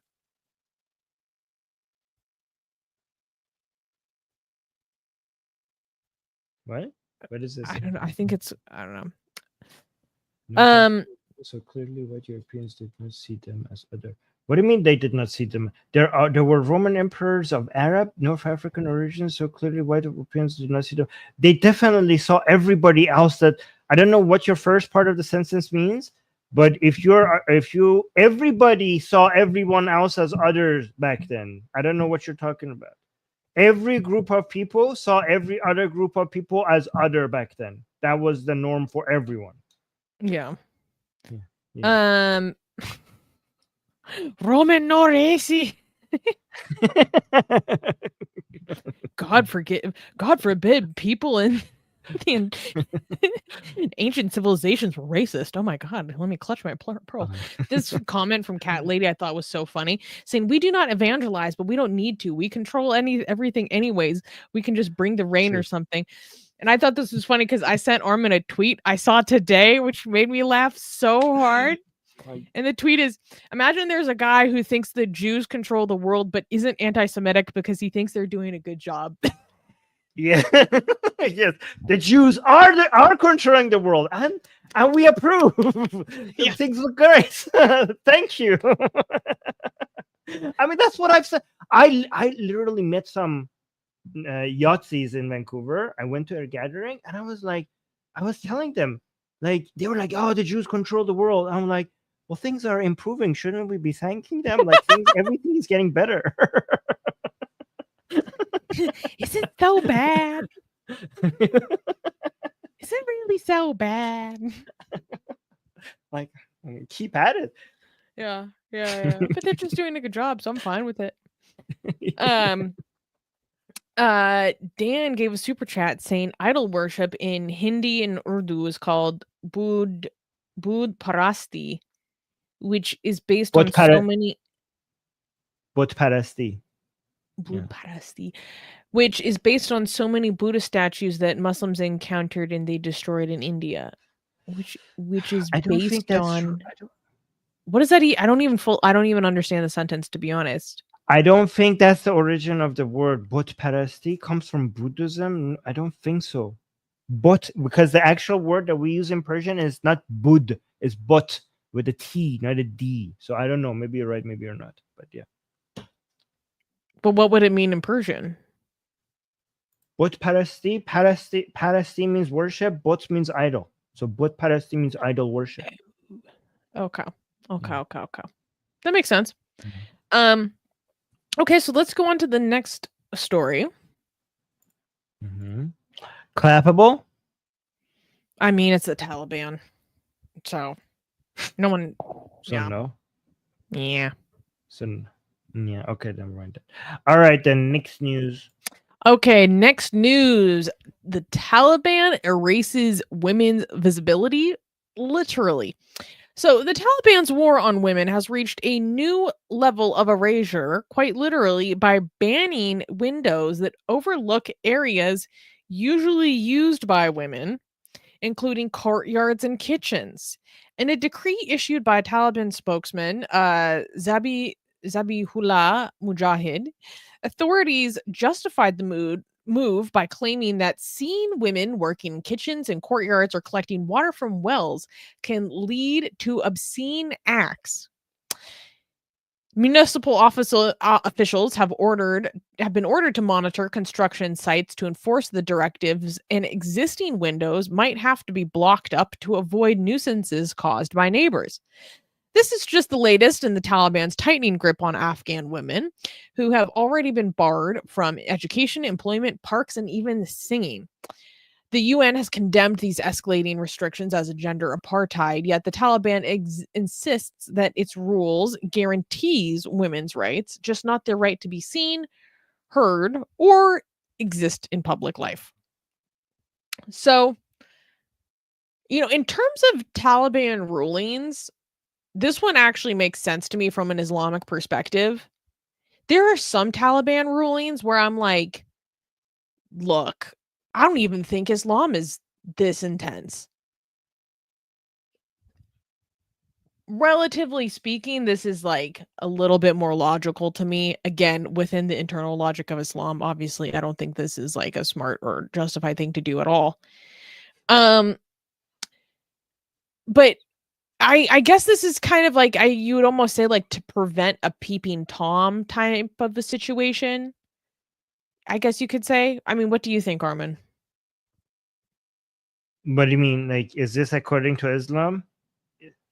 Well, I mean okay, so the okay, here's the way I'm thinking about it. Okay, so basically now nearly the only place an Afghan woman can exist is within the home right now. That's Islamic. And so within the home, if she is most likely to only be around her family members and males that are halal to her, probably. Maybe not all the time. I would assume most frequently you would be around your immediate family and males that are halal to you. In that instance, it is possible that you are allowed to not be wearing hijab, for instance. Technically, you're allowed that. So if you're walking around your kitchen or your courtyard or whatever, I think the logic might be, okay, you might be in not as covered as they mandate, right? Because it could, because you are presumably around only people with which that is allowed. So the idea being, okay, well then in that setting, one of your neighbors could see you through a window, and we can't have that. So frickin' close over the windows. I mean, yeah. So they're trying to close a loophole. So you're supposed to be covered head to toe, so men can't see you. But you're in your own private dwellings. You're allowed to be less covered. But what if people can see you from outside in the places that we allowed you to be less covered? So that's a loophole. So we need to literally block that loophole. Yeah. This is going to add a new definition of being up to code in Afghanistan. So like when your buildings, like, the part of I'm glad they have enough resources. They must be doing very good financially to be spending so much time and effort dedicating manpower to going out and restructuring the entire all the buildings in Afghanistan, to making sure that neighbors cannot look into the courtyard.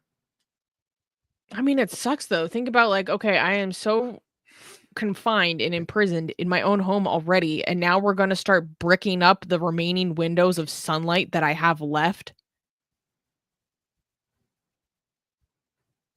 Yeah, you're right. Oh yeah, you're right. Crazy. Because vitamin D deficiency is going to because I'm not getting any, as a woman, I'm not getting any sunlight when I go out because I'm covered head to toe. But now I can't even get some sunlight in my own courtyard because that should be blocked as well. So yeah. Damn it. Yeah. This is so bad for your health. Like genuinely. It's, if you're pregnant. Yeah. Oh my God. Literally blocking sunshine. So yeah. From woman. Yeah. I really don't know what to say. Oh, okay. Along these lines, Gajan has a super chat and he's asking for your ruling, Armin. Okay. So, Mufti Armin, can you tell men to cover themselves and wear voice filters? They are distracting me and causing me to think haram thoughts. So he's asking for men to also have a form of hijab. No, because you being gay is considered... Wait, I cannot say this on YouTube, because YouTube might think that's my opinion, not the Islamic opinion. Okay, but you are a minority. That's a personal Islam problem. Is yes. So Islam is actually very rational when it comes to, again, I'm joking here, when it comes to trying to make life doesn't try to make life too difficult for most people, right? So we cannot ask society to change everything based on the temptations of gay people who are a minority of society, right? We cannot enforce laws. So given that most men are sexually attracted, very attracted to women, and that we need to ask to women to cover up completely, but men being attracted to men, given that you're the minority, that's a problem that you have to try to resolve individually rather than making it society's problem, because you are the minority. So Islam doesn't try to make life difficult for all men just because a few men are attracted to other men's voices. That is unreasonable to ask from a society. So see how do you not believe? You see how rational Islam is? You see how God is careful about not making life too difficult for people? Life should only be difficult for women because men are hornier on average than women and gay men. Okay, most men. Oh, I mean not horny or hornier towards women. Yeah, never mind. So Islam is a religion that is trying to make life only as difficult as it needs to be to create stability in society, but not any more difficult, because God loves his creation and he wants to make sure that it allows people to live life without too much difficulty. This just shows how much God loves his creation, and you should appreciate his love. Wow, this is actually a sound very Islamic. Yeah. So long story short, Gaijin, sounds like a you problem, bro.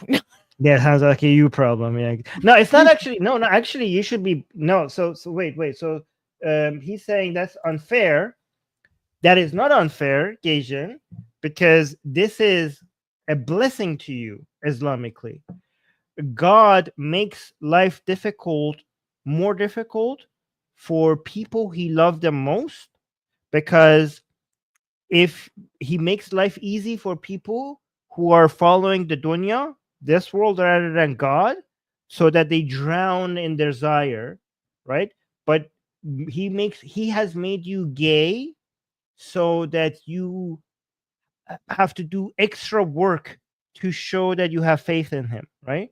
So me as a straight man, I am able to satisfy my desires within an Islamic marriage, but God made your life more difficult and gave you temptations that cannot be satisfied in a natural way, so that you go through more hardship, so you are tested more than me. And you being tested more than me means that God has given you more opportunities than me to get closer to him. So this is actually a privilege that you have to suffer this difficulty. That's actually, guys, by the way, that's actually Islamically, I'm not making this up. That's the Islamic explanation of what's happening here. Yeah. Well, thank you for your ruling, Mufti Armin. Yeah, and we're asking for another ruling here. Gaijin is asking, would it be permissible for women to operate drones and VR headsets? Only in situations that you're short on manpower. Okay, women should. That 99% of women should be focusing on serving their husbands and their children. 1% of women can have a career if there are certain careers that requires women to do things that men are not allowed to do. Okay, but unless you're in an extreme situation where men have died and there are no men that could do something, there's no alternative, and you're so short on manpower that you could now recruit women to do the same work. But in normal situation where there are enough men to do work, then the women should be focusing on serving their husbands and their children. Which is tough, because that used to previously mean that women in Afghanistan were allowed to be doctors and midwives for women because that was necessary. And now that's not allowed. Yeah, that's weird. By the way, Arthur is saying, why are you homophobic? I was not. Everything I said was not my position. I hope you guys understand that. I was just giving you Islam's position. Yeah, I'm being they asked Mufti Armin. I was being a Mufti. That's not my views. Okay, maybe people are new on this. Maybe channel. we They need may to think get you that an this is- actual Mufti hat that you literally physically put on. Yes, I should have a Mufti hat that I just put on my head every time I have a ruling. Yeah. Excuse me. Let me make this very clear. And by the way, if you guys are watching this on Twitter right now, you need to come over because we got a lot of people watching on Twitter right now. Come over to YouTube. It's so much better. So Wait, shall we go to Hold, do you want to read this one? Oh, this person is saying this means women can't even signal to each other when they are locked up in their homes. The men fear them communicating and perhaps organizing. I didn't think about that angle. This other person, the left will be on later calling the windows a danger to women and not the Taliban. Oh, like parodying them? Not really. Yeah. Oh, so Gajan is clarifying. So not doing the drones for work. He's saying I meant operating drones recreationally because they can't be outside. Also, are Waymows with better opacity okay? What is a Waymow?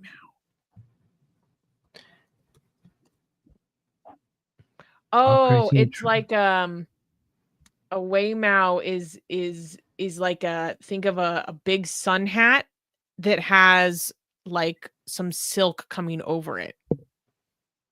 I think this is too clear with better opacity. I don't know.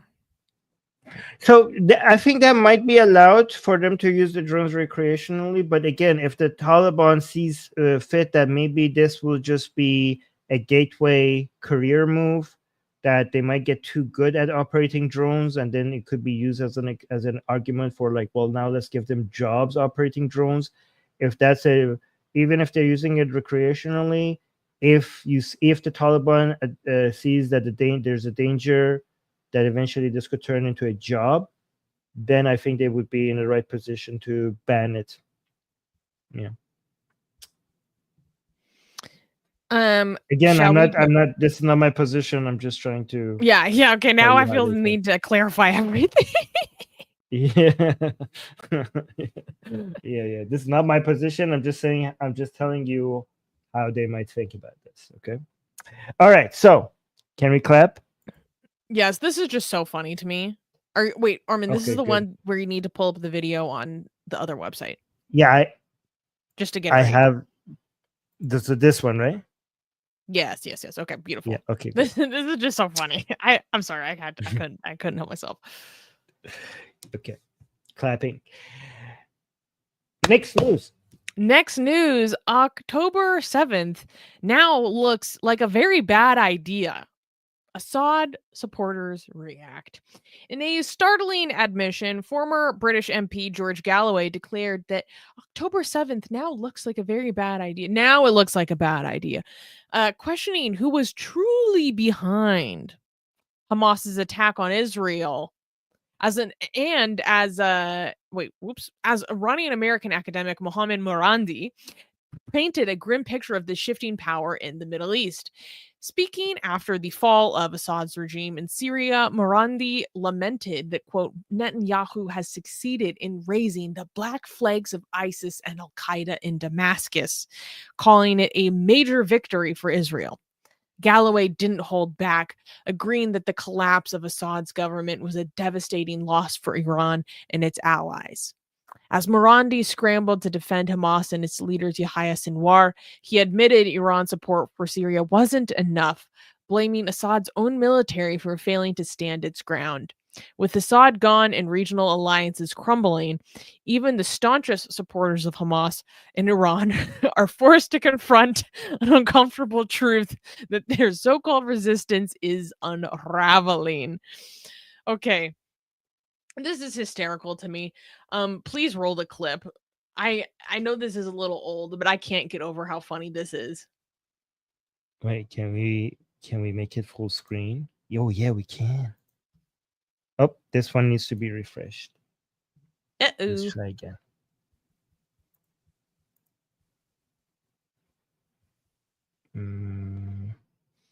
Please. There we go. There we go.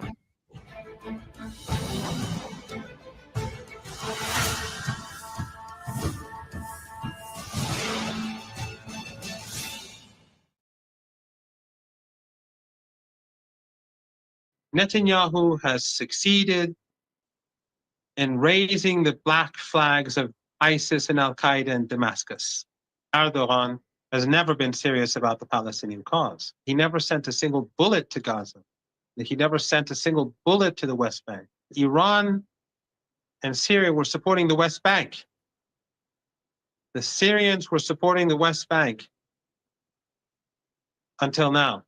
So now the West Bank is going to have a much more difficult time protecting itself. Now, after what Erdogan has done, the equation has changed. And this Israeli defeat is, I can't call it a defeat anymore. Let me say what you're not able to say, or don't feel able to say. It's an Israeli victory. October the 7th now looks like a very bad idea. And it makes you wonder, whose idea was it anyway? How could Yahya Sinwar, who led that operation, be blamed for the criminal behavior of the Erdogan regime and his henchmen?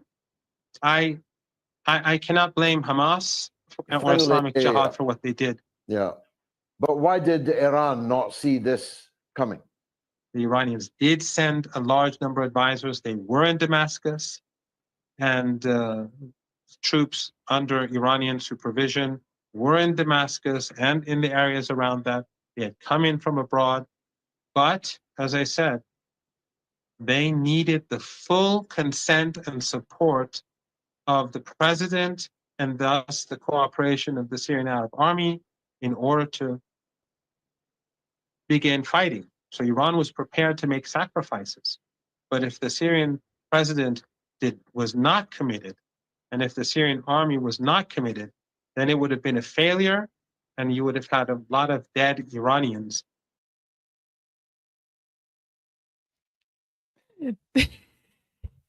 Wow.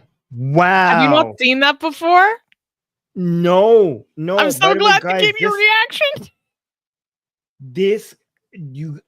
This coming from him, I don't know if you know this guy, is no, I know this guy. Explain to our audience who this guy is and why he can't say certain things, but George Galloway is like, well, you can't say it, I can say it. Why is that, Armin?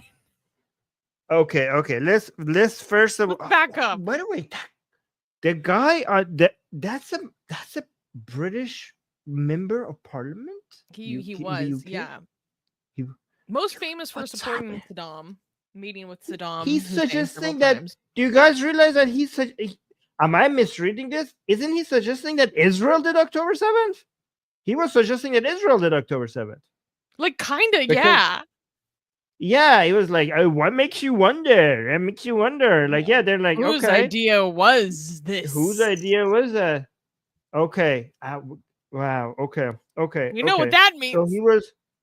So it means that October 7th was apparently, according to these guys, was a great success until we realized, oh shit, we effed up. So it wasn't even us anymore. It was Israel. It was us doing this. These people were bragging about October 7th only when it looked like Israel was defeated. Now that Israel looks like it's actually victorious, then this was Israel's doing. Okay. And by the way, guys, when they're saying October 7th was a bad idea, they're not talking about the killing of civilians and children being a bad idea. No, they're talking about the reaping of the consequences. Yeah, they're talking about October 7th being a bad idea because now the axis of resistance has fallen because of October 7th. These people have not come on to the realization that maybe killing civilians is bad. Maybe acts of terror are bad. No, it's not that. It's not that realization. They got no problem with that. No, they have no problem with that. The only problem they have with it is like, okay, maybe we effed up. Maybe now we're reaping what we sow, and this was like not very well planned, right? But this Marindi guy, he's a huge deal. He was part of He's an advisor to the highest officials within the Islamic Republic. He was part of the nuclear deal agreement. One of the people that was involved with that. He's part of the negotiation. Part of the negotiations. He is the main English-speaking government propaganda who gets invited on media. Like literally. Yes. He speaks English very well, and he's really good at what he does. Right. To be honest. Right. Like if you want to see who's the best person in trying to make it look like the Islamic Republic is on the correct side, this guy just spins, like comes up with narratives like, oh my God, how the hell does he come? He is artful. He's yes. But so, and this guy, wherever he goes, he always acts like the Islamic Republic and the axis of resistance are victorious, and the West is falling, Israel will be destroyed. So for him to come, I've never seen this man ever admitting that Israel is winning, Netanyahu is winning. I mean, to be fair, they're still conspiratorial minded, and they're saying that Netanyahu is winning because they think ISIS is part of the Zionist project, and Netanyahu has now managed to bring ISIS back.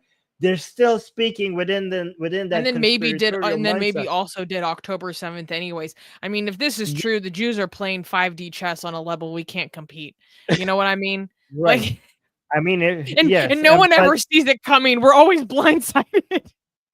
Yes, I mean, I know he still thinks all of that, but the fact that he's admitting that we are losing is I've never seen this man. Israel must be kicking ass so. I analyze a lot of Iranian social media a lot of times, and the level of accepting of defeat right now is never been seen before. And this coming from Shias that would never accept defeat, never will admit defeat. Okay, the fact that they are admitting defeat means that they have never lost this greatly, because it's too much to deny how much they're losing. Israel is kicking ass to an extent that even Shias, if you make Shias accept defeat, that means that you are winning bigly. Okay, like you're not just winning. This bigly. You're Pigs winning. are flying. Yes. Yeah, I thought pigs would fly before a Shia would admit defeat. Okay, pigs would fly before Shias would accept defeat. So Israel must be winning huge if you see Shias admitting defeat. Okay, so wow, holy crap! I'm so glad I saw that video. Thank you.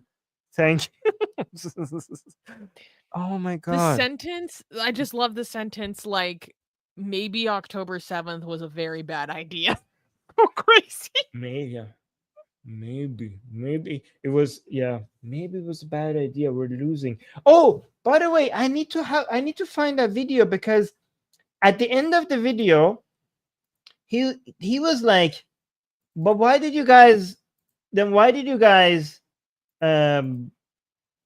not go? Because Syria is an Iranian proxy. Okay.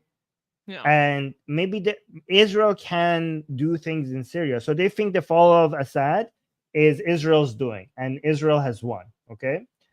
But obviously, Iran, the Islamic Republic itself, is way too powerful for Israel ever. Right. So these people are saying, like, sure, we defeated this one, we lost this one, but we're still strong. The Islamic Republic is very strong. It's very powerful, right? So a lot of people who are looking to Islamic Republic, they're asking, okay, if the Islamic Republic is very powerful, then why didn't they come and save Assad? Okay. And one of the excuses that some people have is exactly what you hear here, is that because Assad didn't ask us to come. Bullshit. Okay. And they're like, oh, we could have. So they want to pretend like if they went into Syria and saved Assad, the might of the Islamic Republic was too big for anybody to be able to remove Assad, because the Islamic Republic is strong. So the criticism is like, well, why didn't you then? This was one of the most. Syria is the most important part of the bridge, the Shia crescent, right? That you were trying to build around the empire, the Shia empire they were trying to build, and now you lost it. So why didn't you? Like, well, we're just so we don't go anywhere without permission. And if Assad didn't give us permission to come, we would never go anywhere. So Assad just didn't ask us to go. So our hands were tied because we will only go with permission. However, this is fucking bullshit, because I don't know, when did you find this video? Because I have an admission from Khamenei himself. So I don't know if he said this before. I think this video is from before Khamenei came out and said that. Because Khamenei said, yes, because Khamenei basically came and destroyed all of these excuses, and he embarrassed all of his own analysts, because Khamenei's little analysts were everywhere saying like, oh yeah, we could have saved them if we wanted to, but we weren't given the green light by Assad to go and do that. They were everywhere with this excuse.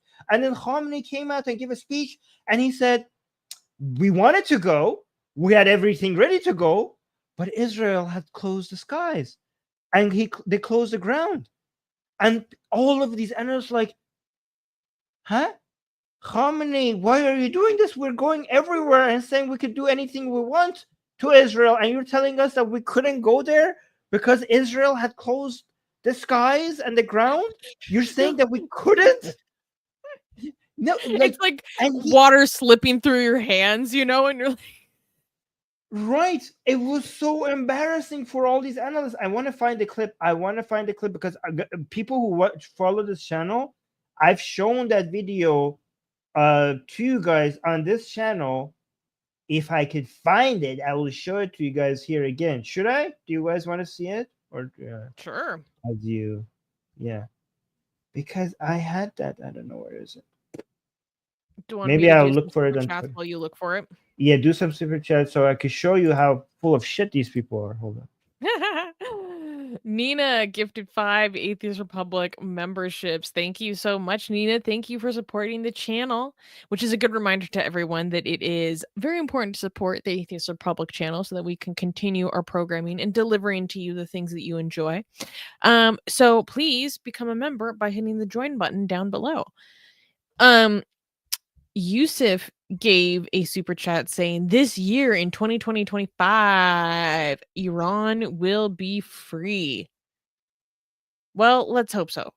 But this is a little bit nitpicky, but one thing I don't like about these kinds of statements is that it's like so certain.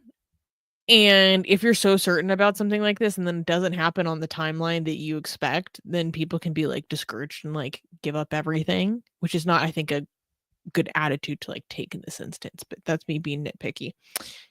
But thank you for the super chat. Atheist Click is also celebrating their membership. Thank you, Atheist Click, saying you guys are amazing. Keep up the good work. Well, thank you so much. And there's also another super chat, Armin, that I want you to answer because I've been on vacation and not paying attention to what it is addressing. So I will leave that one to you. Oh, Dan just gave a new super chat saying, thank you for the super chat, Jan. Shia Islam seems to be an Iranian invention to hate the Arabs, Arab caliphs who invaded Persia, Turkey. Iran seems to have a lot of anti-Arab racism. Well, do you Shia seems to be an Iranian invention. There are a lot of very. Sorry, go ahead. Yeah, so Shia Islam was. We had Shia regimes before we had the Safavid dynasty in Iran. Okay, so we had Shia regimes in Egypt. Before we had it in Iran. So it's not an Iranian invention, right? However, the Safavids, at that time when the Safavid came to power, they were fighting not the Arabs, they were fighting the Turks. The empire was the Ottoman Empire. It wasn't an Arab empire. Maybe it was an anti-Sunni position. So it's true that strategically it worked in the favor of the Safavid dynasty to rebrand itself from the Sunni caliphs and the Sunni branding of Islam. But the separation was not from the Arabs, it was from the Turks, because at that time the empire, we had the Shia Safavid empire, and the other Sunni empire was not an Arab one, it was the Turkish one, right? So there's that. And also, yes, there is unfortunately too much anti-Arab racism, but I mean, any amount of anti-Arab racism is too much, to be honest.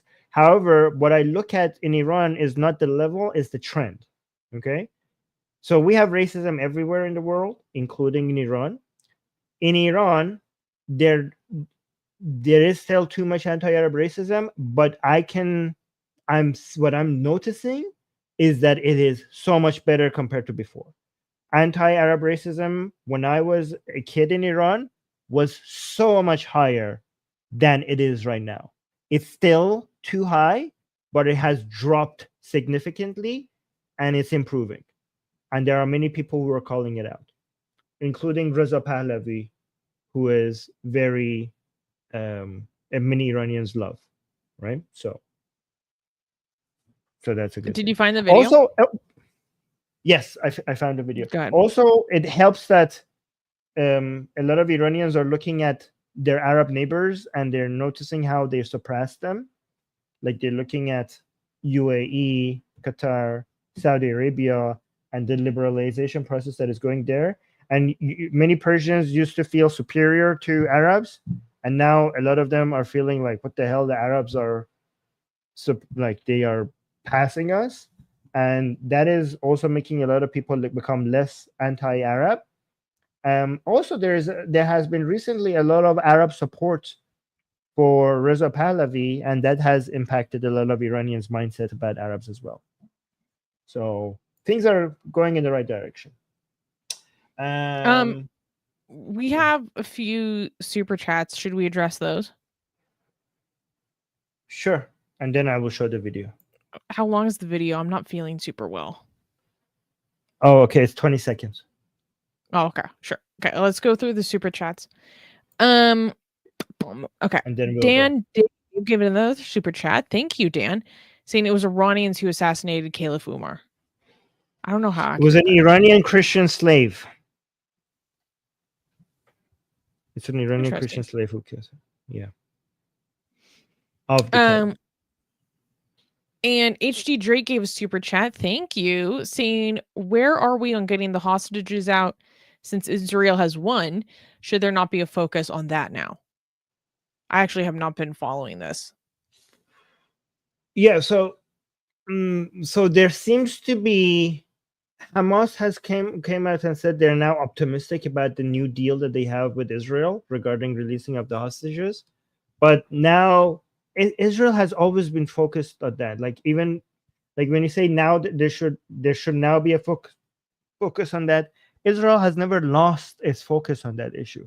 Just because there's fighting in other places, this has been, but Israel cannot sacrifice defeating ISIS, defeating Hamas completely for the sake of hostages. Israel should do everything to get the hostages except allowing Hamas to continue ruling over Gaza, right? Because that would mean more hostages in the future.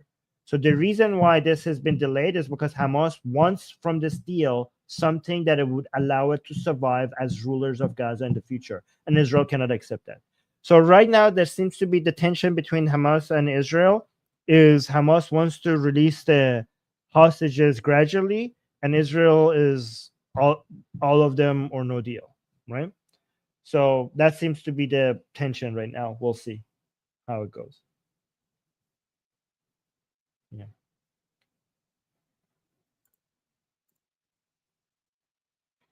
Okay. Oh, sorry, you're muted, but I will show the video. I don't know your mic because, guys, Susie is not. Oh, Susie went. It's okay. I'll show you the video. Guys, make sure you like the stream, okay? So this is Khamenei before. Oh, there we go. Susie's back. How about now? Now you're good. Okay. Okay. So Khamenei before and Khamenei now. So I was trying to find the... Okay, let's just play it so that you could go. I know you're not feeling very well. 25 سال دیگه چیزی به نام رژیم صهیونیستی در منطقه وجود نخواهد داشت. So this is a video from a few years ago where Khamenei said that in 25 years there will be no such thing as Israel existing anymore. This was him before. And then people are saying 25 years later. آماده ایم که بریم. آسمان ها بسته بود. زمین بسته بود. So he's saying we were ready to go, meaning ready to go to Syria to save Assad, but the skies were closed. The ground was closed. رژیم صهیونیستی هم آسمان رو بستن، هم راههای زمین رو بستن. Saying the Zionist regime had closed both the sky and also the ground path, the ground. امکان نداره. So there was no way. The music.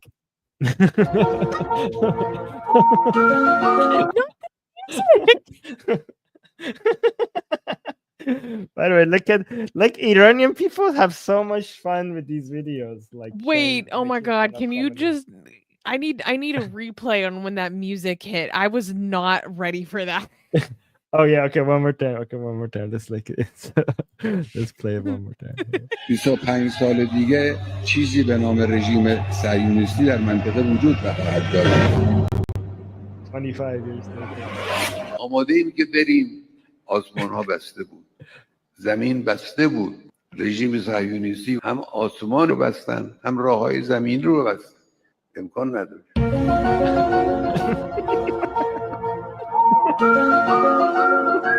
The face, the blinking. 25 سال دیگه. Oh my god. Wait, so like what was the I mean, I know you talked about it on a different stream you did, but for people who haven't seen it, what was the fallout of him saying that? Oh my god, that part has gone viral. Okay, because there was a wave of people like you, the same excuse. People were like, yeah, we could have saved Assad, but Assad betrayed us. And there were two excuses. Assad betrayed us, so that's why we didn't go save him. Or Assad didn't allow us, didn't ask us to go, and that's why they didn't go save him. Those were everywhere. And then Khamenei came and said this, and everybody who was anti all of these pro-regime analysts, they were like laughing, like this went viral. And a lot of people were like, why would Khamenei do such a self-own? Because Khamenei has another video that people put back to back where he said a couple of years ago, if Israel does anything to us, the smallest thing, we will turn Haifa and Tel Aviv into rubble. Mm-hmm. And people are like, what else does Israel, like, because Ismail Haniyeh, he did this, he killed Zahedi, he had, like, Netanyahu had bombed your country twice. Like, what else are you waiting for to turn Haifa and Tel Aviv into rubble? And now those two videos, and then like saying, oh, they played that video where he said that they will turn Haifa and Tel Aviv into rubble, and then they put the second video is like, they closed the skies, they closed the ground, we couldn't do anything, and like, and this is not even like, if Israel wants to close your path to Syria, you can't go to Syria, and now you're acting like you could go to Israel and wipe out Israel. Yeah. I mean, Syria is even closer to you. You can't even go to Syria if Israel doesn't let you. It's such a Israel is such a fraction of the size. It's crazy. Yes. Man. Yeah. But okay, I what was that one? I can't remember if you were telling me this like behind the scenes or you did a stream about this, how there has been like a fallout amongst the pro-regime analysts. Like, I can't remember the details, that they're getting in trouble, or there's threats that they're gonna get in trouble for not following the party. Do you know what I'm talking about? Yeah. Actually, there's a follow-up on that, because I did a stream. I told you that Khamenei in his speech came out and said all the analysts in Iran who are talking about us being defeated, this is emptying the hearts of the pro-regime people, and this is a crime. Okay? But then a follow-up to that is right after he said that, there were so many pro-regime people in Iran that came out and said, this is all coping. We are losing. And if we don't come up to the realization that we're losing, we're going to lose even more. Yeah. Like they were saying, forget Syria, we are going to lose. Yeah, they said, and these are pro-regime people. They said, like, hey, if we keep acting like we're winning, not only we have lost, forget Syria, we're gonna lose Iran. We're gonna lose Iran, right? And this is right after Khamenei. This shows that Khamenei's teeth have been pulled out, because even the pro-regime people seem like these were analysts that are not anti-regime. They weren't afraid after Khamenei came and announced that this is a crime. The fact that they even came out and still continued that analysis, some of them, shows that Khamenei is losing his grip on his own supporters. Which is what was the follow-up? Which is nothing happened to them. Nothing is happening to them. This shows that within the regime, there is enough internal conflict within the regime itself that these people feel secure enough to say that, because they think they have enough people on their side. So this shows major internal divisions. He's losing control of the narrative. That's scary. Yeah. I think going forward, if the regime doesn't fall, IRGC is going to have much more power than the office of the supreme leadership, because I thought the office of supreme leadership is going to tank, like its relevance is going to drop this significantly when Khamenei dies, but it's happening before he dies. And now a lot of Iranians are saying, I'm glad, because a lot of Iranians were wishing for the death of Khamenei earlier. And a lot of Iranians are now saying, I'm glad that wish of mine did not come true, because enjoying Khamenei, seeing all of this. Right? A lot of things. I mean, it's also politically useful for Barandazi people for him to fall from grace while he's still alive, because he has such a cult following. Yes. The damaging that cult following as much as you can while he's still alive will help a lot preserve from the, Khomeini and the moon effect, this martyrdom, saintly effect. I don't know how I would put it, like the effect of, going to the martyr's shrine, so to speak, dying a hero, the glory of dying a hero, and then your story lives on in legend. Like, to have that die as much as possible before I might do a stream on this. I have more videos of many of these analysts coming out saying, the ones that keep insisting that we're winning, and they come out and saying that this is, like, unfortunately a lot of our own people are saying the wrong thing, which is a huge admission that the threat is coming from inside the house. Right? This is not us Barandas people, or they're not afraid of us anti-regime people having this wrong narrative. They're admitting that a lot of their own people are having this narrative that we're losing. This is how Israel and the hijab situation is crushing the regime. Okay, if Israel ever is responsible for the regime toppling, if that happens at any point, it's likely that it's not because they went in and toppled the regime, okay, with military force. It's the humiliation of the Islamic Republic not being able to respond to Israel and not being able to enforce hijab laws. That humiliation, that weakness, is turning the pro-regime people on the regime itself. So if Israel defeating the Islamic Republic will make the regime topple itself, instead of them having to go and topple the regime for them. Yeah.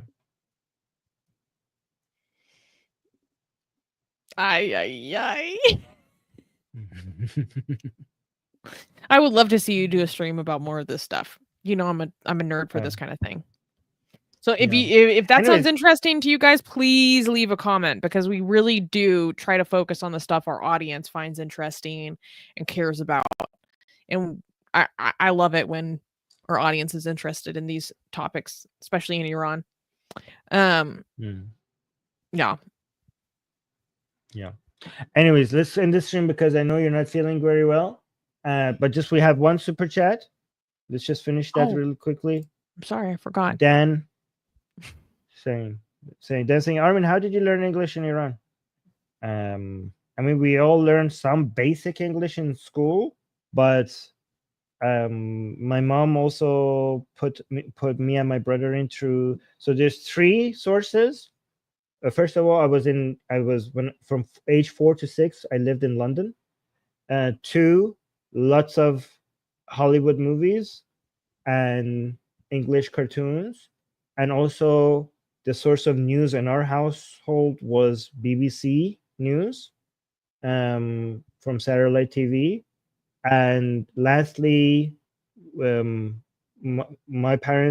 mom was big on class, like, so when the school finished, when we went home, that's where our real classes begin, right? Because we had school, but when we came home, we had private teachers at home, and we also had IELTS and some other schools, extra other schools on top of your own school that we had to go to that was focused on English. So yeah, we were very obsessed with, my family was very obsessed with education and stuff like that. So English was part of it as well. Your mom was a very good mom. Yes. Yeah. So that, and then another super chat. And guys, this should be the last super chat because Susie needs to go. It's okay. I will save her super chat.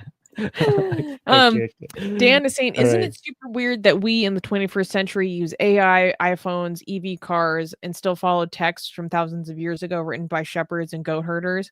What an embarrassment for humanity. I don't know. I mean, the older I get, I really don't think it's that weird. I mean, every people needs a story about who they are and why they're here and what they're supposed to do. We all need it. That has to come from somewhere. I mean, it sounds weird. It's not that weird to me. I don't know. Major correction. These texts were not written by shepherds and goat herders. Yeah, okay? Also that. Shepherds and goat herders at that time did not know how to read and write. Okay, this is another reason why the Gospels were not written by the apostles of Jesus, because people knowing how to read and write was a very unique, rare. Fishermen did not know how to read and write back then. Okay, so that the Gospels were not written by those people. Okay, but yeah, this was the people who wrote anything at that time were scholars of their time. So it was written for shepherds, and you could say maybe for shepherds and goat herders, for other people to read to them. Okay, but it was not written by shepherds and goat herders. If you knew how to read and write back then, you were part of elite. You were a unique part. You were very educated part of elite at that time. Yeah, and yeah, probably by philosophers and stuff. Yeah, but it's true that people who the way that I will correct it is so true. Susanna is on point as well. Like, I mean, it's a psychological need. I think it's not smart to argue otherwise. No, but here's how I would fix it. Okay, the fact that we're using sources of mythology for a guide to life, written by people who, even though they were the educated people at their time, their understanding of human psychology, of society, of sciences, of economy, on anything that life makes better, it was very limited based on their knowledge that they had at the time. It makes no sense for us today to use that source of that text as the source of our life today. So I think I kind of fixed it a little bit to you. But yeah, people need their stories. Okay, so that's true. Susie is correct about that. But as long as it's just stories and nothing else. Yeah, we shouldn't be chained to it. Yeah, and it shouldn't be used as a guide to life. It should just be a source of culture, I guess. All right, so guys, we're gonna go. Do not forget to like the stream. See, Susie was in pain from beginning, and she still did the show. She still did the show, even though she was not in the best condition. And I think you guys, the least you could do, it's really the least you could do, is to like the stream, because it doesn't cost you anything. Okay, And then if you want to do more, you could leave a comment, you could subscribe, you could hit the bell notification, you could share the video, you could recommend our channel to people if it's safe for you to do so. You could also support us financially if you are in a financially healthy situation. Please do not donate to anybody, including us, if you are struggling financially. But you could do all of those things. But at least do the like. There's zero excuses. No, actually, I'm wrong. If you are driving and listening to us, please do not like the stream. Okay. Okay. If you're later. walking your dog, yeah, you could do, but come back. If you're driving, do not like the stream, but come back and like the stream after. Okay. All right, guys. Again, Happy New Year to all of you, and bye-bye. Mwah.